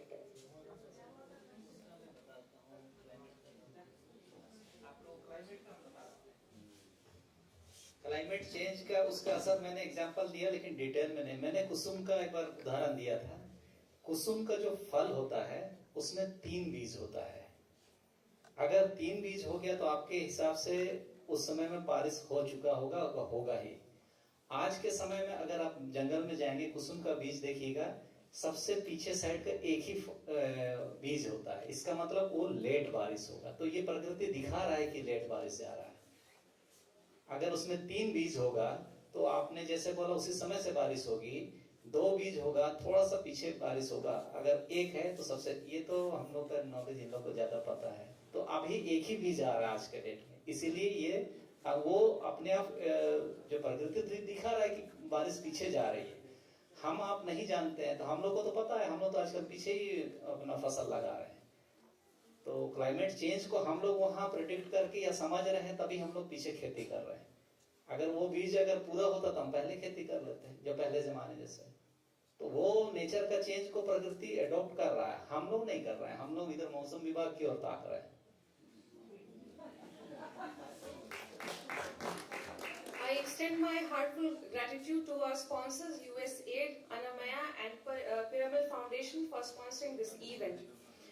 As we have completed this session, I would request the moderator, Dr. Ivy Hansdak, to present a memento to Shri Mukesh Biruwa for his experience and insights.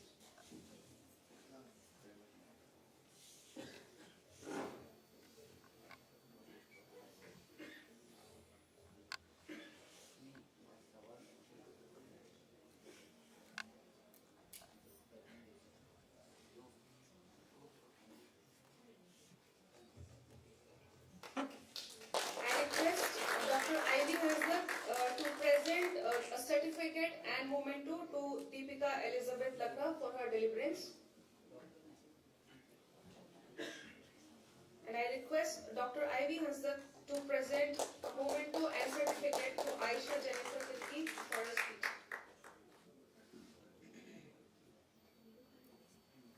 I request Mr. Manuel Lakra to come up to stage and present a memento to the moderator of the session, Dr. Ivy Hansdak, and also to extend his vote of thanks for the session.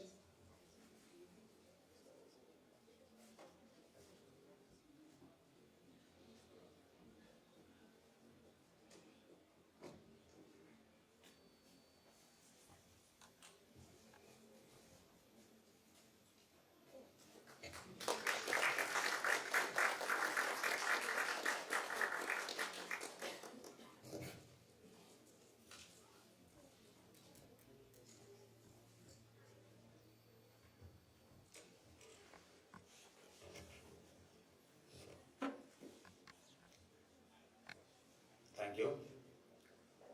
Now it is my privilege that I have to thank to the dais.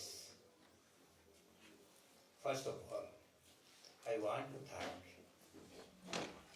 the organizations who have associated with us, helped us, and given a big support to organize this type of our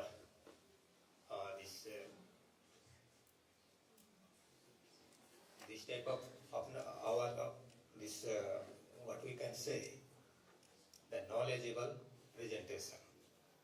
So these organizations are USAID, Anamai and Pyramid Foundation.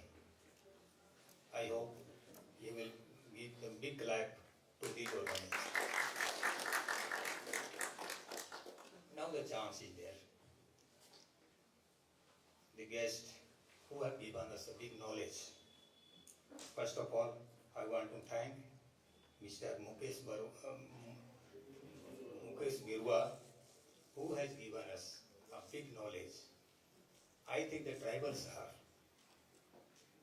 how we tribals, he explained us a lot. Tribals are as an engineer, tribals are as a scientist, tribals are as a doctor, tribals are the Mausam Vaigyanik. He has explained a lot. We know these things today, and he proved by his experience in the life what he experienced and found that tribals are all in one. So I think we should big clap to Mr. Birwa. Same thing, Elizabeth Lakra, she has explained us just like we know our mother language. Mother is mother, and mother is lovable. She explained but the story of the mother and told that what is the relation with the tribal and the knowledge of the mother tongue as well as mother stories. So we'll give a big clap to Mr. Kirti. Same thing. Jennifer, she has told a lot of things which we don't know. The colonial period too, nowadays what we tribals are and the culture as well as our festival. She explained a very nice thing. So we will give a big clap to her. The audience, I think they have taken a lot of questions and answer, for the answer, and I think they have enjoyed with the question answer period time, and I think we clap for the audience also. Last but least, our moderator. She has conducted the session a brilliant way and explained each and everything what our presenters have presented. Wherever clarifications are there, she has explained a lot and cleared as well as any verification she has given. We have clapped for her. For this session, our Juhi, she has taken a lot of pain and conducted this session. We clap for her also. So I thank the good listeners, and as well as good listener is the way of the life. Thank you. Thank you, Mr. Manuel Labra. I now request the people here in stage for a group photograph. Those presenters who are yet to present, kindly reach out to me to give your confirmation of your presence here today. And those who have PPTs can submit at the computer person sitting next to the computer. Also that lunch will be provided, and it will be provided next to this building, which is the residence area. You can collect your coupons, food coupons at the exit of this seminar. And we shall be meeting by 2:15 p.m. so that we can resume with the next session and to keep up the time. Thank you. we are getting little slow and we are running late, so we'll hurry up please. And 25 minutes we'll try to come back from the lunch. So we'll straight away all of us proceed to the other building.